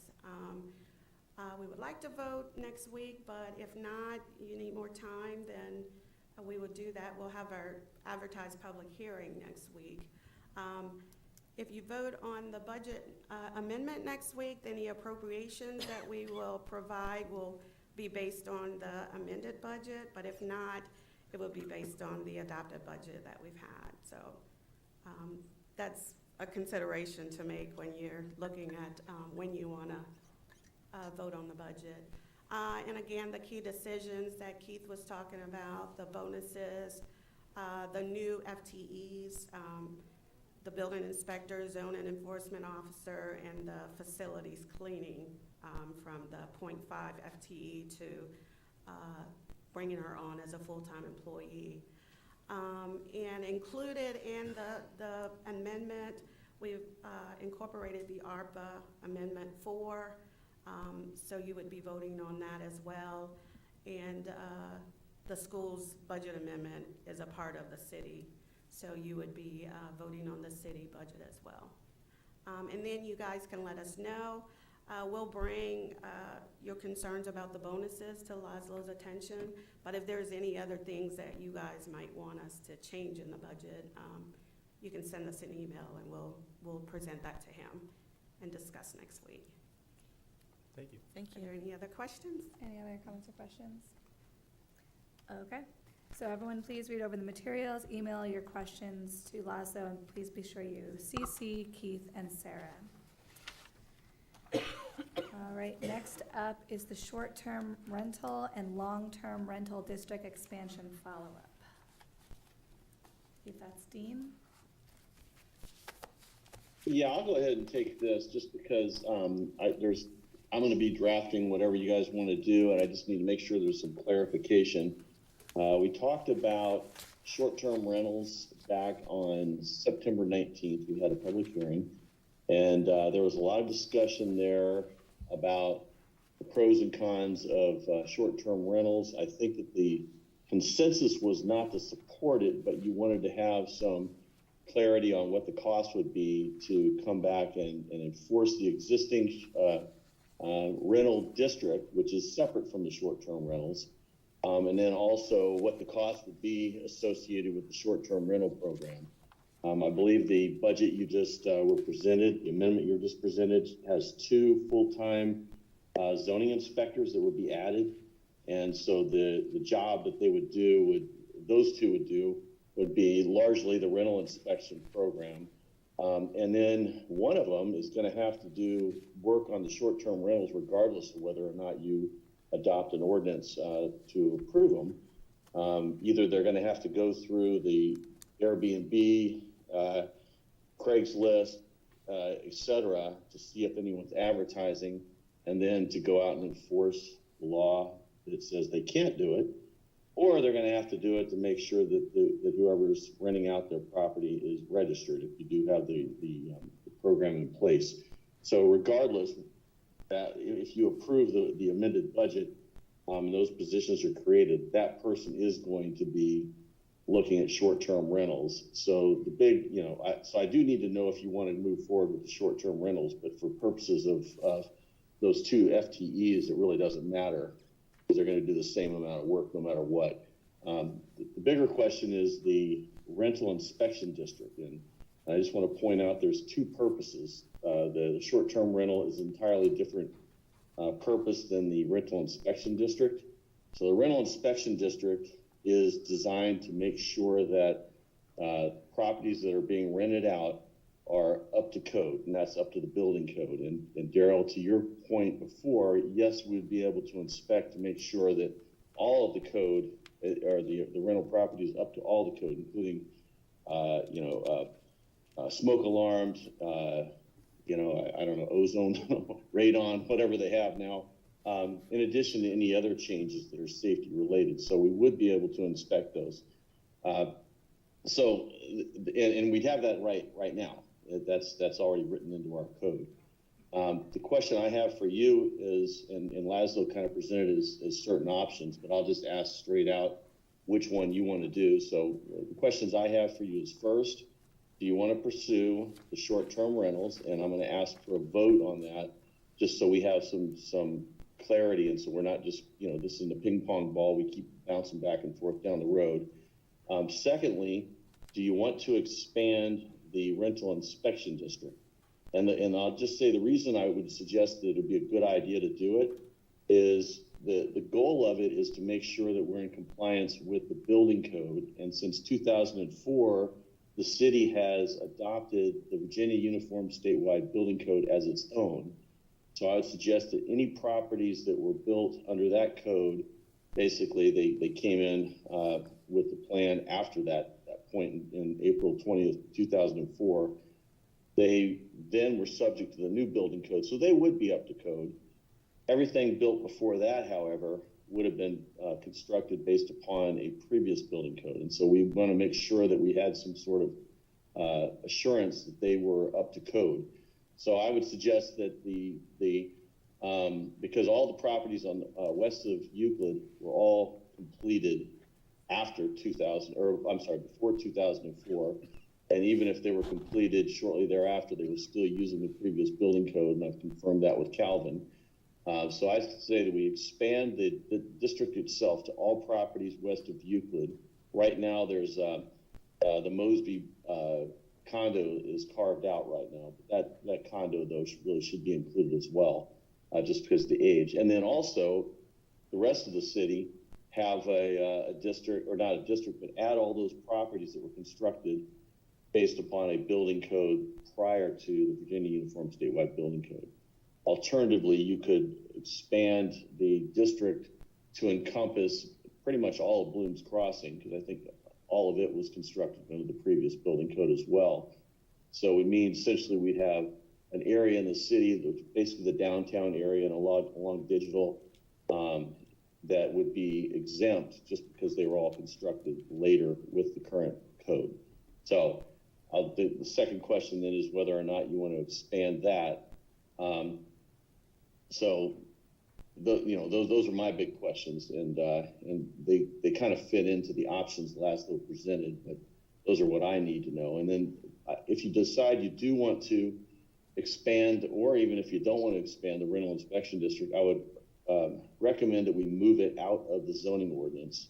It's currently, for some reason, in Chapter 31 of the city code, which is a zoning ordinance, but it's a building code related item, and it really should be in Chapter 7. And if that's the case, I'd like to go ahead and amend that to clean it up a bit. The original was adopted long ago, and it was not really done with attorney involvement, it didn't look like. And so I would like to clean it up a little bit and move it over into Chapter 7. So that's my presentation. So if you have any questions, please let me know. Okay, thank you, Dean. Before we begin discussion, at Mayor Rischel's request, she would like it to be known that she opposes the short-term rental program. She approves the expansion of the rental inspection district as described in the ordinance, and she does support the funding of positions for enforcement. So before we take a count, does anyone have any comments or questions? Well, no, I agree with our city attorney. I'm definitely in favor that we should expand the rental inspection district in our city to include the east side as well. I like the idea of the 2004 when we adopted the state codes for housing. It's just a safety issue. These homes that are rental units, and a lot of them are in blooms in other parts of the city, should be inspected on an annual basis for smoke detectors and just other safety measures. So I'm along with the mayor. I'm in favor of it, and hopefully we can approve that tonight. Any other comments or questions before we take a roll? I have just some comments about the short-term rentals. I don't like the idea of short-term rentals, but they're here. And part of me, I kind of waffle. I've been waffling back and forth on it. Part of me says, let's have a program so we get some revenue from it, and we also have some insight into it. I feel that even though we have a ban on it right now, and maybe it'll change when we have the staff to go out and be proactively address it. But right now, it's just, we have a ban, it's on paper, people walk right through it. But either way, something has to be done, because at the end of the day, these are not hotels, these are homes, these are single-family homes, and these shouldn't be businesses.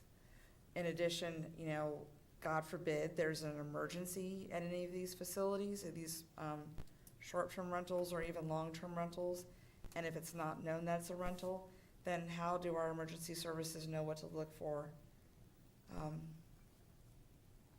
I truly just don't have, as far as the short-term rental, like I said, I'm waffling, but as far as the rental district, that's a no-brainer. It needs to be extended as far as we can extend it in the city. Agreed. And that's probably the number one complaint that I hear, is the overcrowding because of the rentals, and that brings other issues as well, so.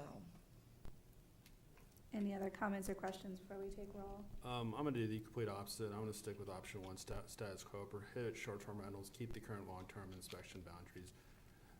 I think the overcrowding is not necessarily always renting, it's just people with families, large families, and I think it's a concern to go into people's houses and say, I'm here to see your smoke alarm. Or next thing you know, like, what are you doing in your house? So I don't like this. So I'm just, my position is option one. So you're against the program and the district expansion? And are you against the positions? No, I'm not against positions, because I think they can go into other areas. Okay, so let's go back to Councilmember Hampton. You said you are for the expansion. Correct. What are your feelings on the program and the positions? Like I said, they're here, so we might as well make some revenue off of it. So I say let's institute a program and have some oversight over it. Okay, so yes to both. Okay, Councilmember Amaya, I got Michael. Yep, Councilmember Amaya. I think So I think we should expand the rental to the east side, but I think I'm wanting to keep the status quo with the short term. So no program, yeah. And how about the positions? I think we might need them, so yeah, I'm for that too. Okay. For the record, I am against the program. I'm for expanding the district and for the positions. Councilmember Moore? I am again for the expansion of the rental inspection district. Yes. I'm in favor of hiring the new inspectors, and I want to keep the other at status quo. Okay. And Councilmember Javed? I am gonna be, I guess, for the expansion, for the inspection. Regulating the short-term rental program with the staff. With the staff. I do not agree on banning short-term rentals. Okay. It's just, I don't even think we could do that legally, but that's another topic. But if you want to ban or regulate, not even regulate, but you can, it's already banned, I think, the Airbnbs. Right, that's a business entity that we can say that it's not allowed if that's a bigger issue. But I think the short-term rental that's not Airbnb should be allowed, but regulated. Okay, thank you. So Dean, that's 5 people. Can I, yeah, I'm sorry, I didn't understand Councilmember Moore. He said he was for the status quo. Which one of those status quo, which one of them? I wasn't sure. We're not making any changes to the current Airbnb, or short-term rental. Okay, yeah, I got you. So you're for expanding the rental inspection district, but you oppose both ordinances that were presented on September 19th for the short-term rentals. Correct. Okay. I will point out that for the expansion of the rental inspection district, that's something that's going to have to be brought before a public, for you and also the Planning Commission in public hearings and then voted on. You arguably do have the right to vote for the other 2 ordinances that were presented on September 19th.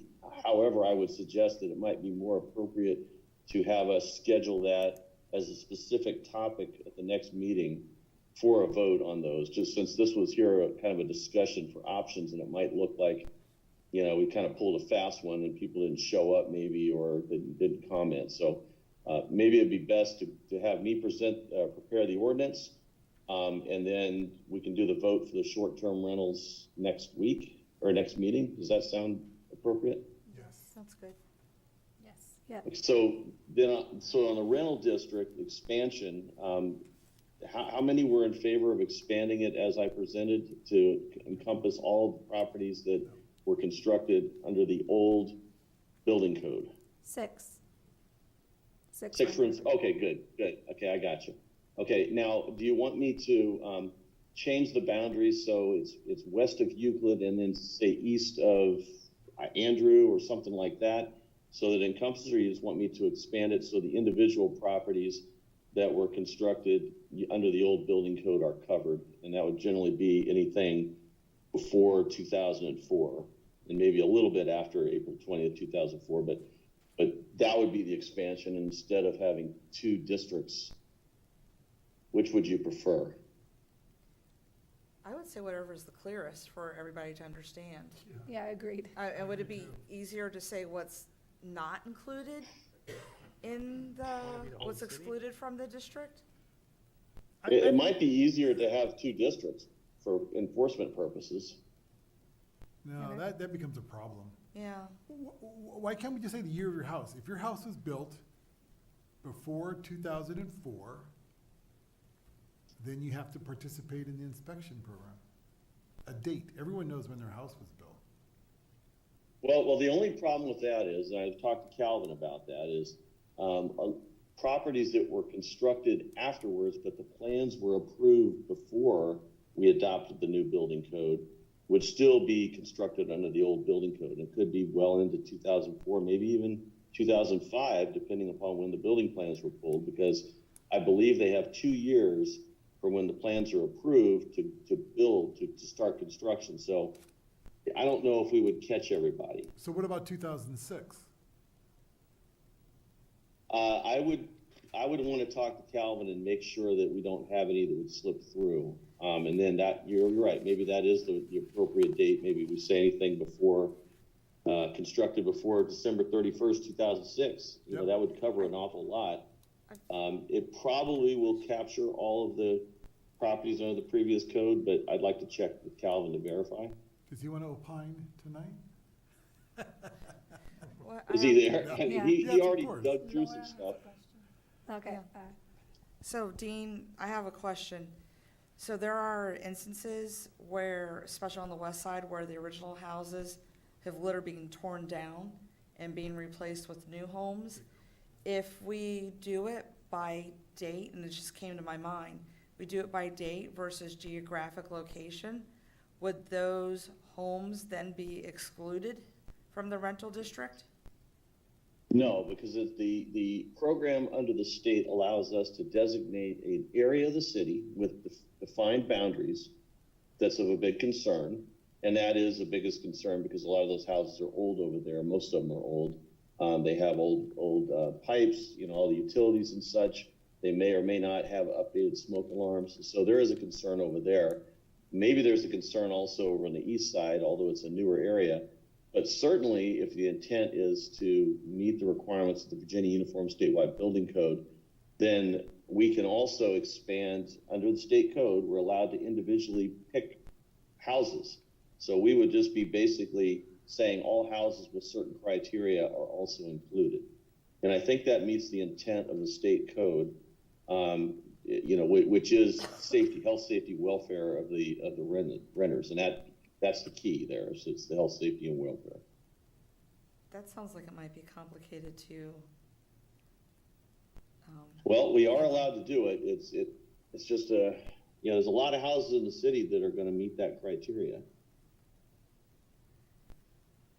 Are you done? Yeah, I'm thinking, Oh. go ahead. Yeah, Dean, I got a question though. I'm a little confused. If a homeowner is renting out their property, wouldn't they register with the city, and then the city will go inspect that house in order to get the rental permit? That is how it's supposed to work. Yes, Right. and that is what is currently on the books. So for all any properties property that's gonna be a rental, you know, regardless of where it's located, how old it is, still needs an inspection. No, that is not correct. So that's we what- don't have the right. Yeah, I'm sorry, I misunderstood your original question. So let's say you own property in I don't know, City Center. Okay, the new stuff. It's just coming online, and say you want to rent it out, which I'm sure is going on. I'm sure there are people that are buying for that purpose. Right. That would not be subject to the rental inspection ordinance because it's new. It's already been constructed, and it got its certificate of occupancy based on its construction per the Virginia Uniform Statewide Building Code. So, Right. no, we wouldn't do it for them. I understand that part. I'm talking about in order to get the rental permit from the city. Well, Isn't the rental inspection part of the process? they don't have to get a permit from us unless it's not even called a permit, I don't think. It's Or a a rental license. certificate of some sort. Yeah. Whatever it is, they only have to get that from us if their property currently is within the rental inspection district. If you expand it to also include the older properties, then those would also have to come in before they could rent it out. But that's providing the people actually follow the law. It's called a certificate of compliance, just FYI. Yeah. Yeah. Well, I mean, like, Thank you. all right, this is, you know, I manage properties all throughout Maryland, Virginia. Maryland does this, Baltimore, Prince George's, Montgomery County. They have a rental license, right? They go there, they apply for a rental license. Before they issue it, inspector goes out to make sure smoke alarms are working, appliances, heat, AC, whatever it is working, up to code, and it's livable conditions. So you're saying we don't have that program or not gonna enforce? No, that's what we do. That's the program, but it's only for properties that are within the residential inspection district Yeah, right but now. that It's makes just no the west sense. side. That doesn't make no sense Well, then. so, Any rental well, let property. me explain it. Baltimore County, right? Regardless of the age, new We're construction, Virginia, we're old not construction. Maryland. Was that? We're not Virginia. Maryland, we're Virginia. Yeah, I know, Virginia I'm just giving an specifically passed example. Yeah, I'm just giving an example, saying that in Baltimore County, right, new construction, old construction, whatever it is, regardless of the year it was built, they still have to get their permit, rental license. And when they get their rental license, inspector comes out, regardless, even if it's new construction, to inspect the place. Maybe someday down the Any road, we'll rental. have that in Virginia. That's not what it's like right now. Virginia, we used to have a blanket residential inspection district that covered the entire city. Okay, in 2003, when it was first passed, that's what we did. 2005, however, we had to change it because the Virginia Uniform Statewide Building Code doesn't allow us to do that. It specifically says we cannot just blanket the entire city. So we had to come up with something. At the time, those were the older properties. Those are the ones of the biggest concern, and that's why that was chosen. I think a better way to do it is the date that we adopted the Virginia Uniform Statewide Building Code, because that's a clear-cut point where we changed over our building code, and we want to make sure everyone's up to speed on the current building code. But we can't do it, Hasib. I mean, it makes a lot of sense, but we just can't do that. Yeah, I mean, I understand. I mean, I'll do some more research, but my concern is that then if it's a new construction and the owner takes down all smoke detectors, rents out the space, then that's totally illegal. Well, we don't enforce it. I don't think that's legal under state law, but we don't. Well, I mean, no enforce way it for the under our city to rental enforce inspection. it, yeah. To me, that makes no sense, though. You know what I'm Well, saying? not through the rental inspection program. I mean, there are other ways that we might have a chance to go in their property and see it, but you're right, we would have to be in there for some other reason and notice it and then say something. The rental inspection program would not cover newer homes. Unless there was a big concern about homes in a particular area, and you could expand the district to include those homes. But the purpose is health, safety, welfare, and generally speaking, it is based upon the building code. Now, if we become aware of a area of the city that has a lot of landlords that are doing that, or, I don't understand why they would build it and then take them all down, but if they were doing that for some reason, and we became aware of it, we could bring something to you to expand the district, and those areas of the city would also be included. But we can't just do a blanket across the city no matter what. Okay. One last question. Sure. Deans, to make sure that I get this correct, even if a house was built, if we go by, let's say, the year, and for example, let's say my house was built in 1955, I tear it down, just literally tear it down and rebuild, it would still fall under the rental district? If it's within the physical boundaries of the current, It so is. there's two parts to this. Yeah, so if it's within the physical boundaries, yes. If it's outside the physical boundaries, but it meets the criteria that you'll specify, then also yes. So if it's west of Euclid, it's going to be covered and it would be required, even if it was built, just recently. Okay. Because that's the way the ordinance is written. Okay. I just want to make sure I had that correct in my head. Thank you. Yes, you do. Okay, so Dean, do you want to go ahead and look into changing the date to 2006 after speaking to Calvin about it? In an attempt to Yes, make the language as clear as possible for residents? And I'd also like to move it over into Chapter 7 from 31. The big thing about that does is, one, we don't have the legal ability to enforce it as a zoning violation right now, so it makes no sense to be in the zoning ordinance. But also, every time we amend the zoning ordinance, we have to have two public hearings, one before the Planning Commission and one before you. If we move it over to the building code, then we only have one public hearing, that's before the governing body. So it takes away a little bit of the red tape and also the cost of having to advertise for two public hearings. Is everyone okay with that? Yeah. Yes. Okay. Okay, so if that's the case, then I'm gonna gut a lot of the stuff that was already in there. I'm gonna change the ordinance somewhat more than just changing the boundaries. I'm going to bring it up to date, okay? So it'll be a little bit different than what right now I have a draft ordinance. It's the very end of your agenda item. That was one I just pulled together very quickly. It'll be a little bit more substantive than that. If that's okay. Okay. Sounds good. Oh, Yep. yeah, one question. Dean, I guess, are we still requiring them to register with the city rentals? If they are within a rental inspection district, yes. Or they meet the criteria of the rental inspection district, yes. Okay. And then the ones that like need the, right here, city center, that doesn't meet the requirements, they don't need to register?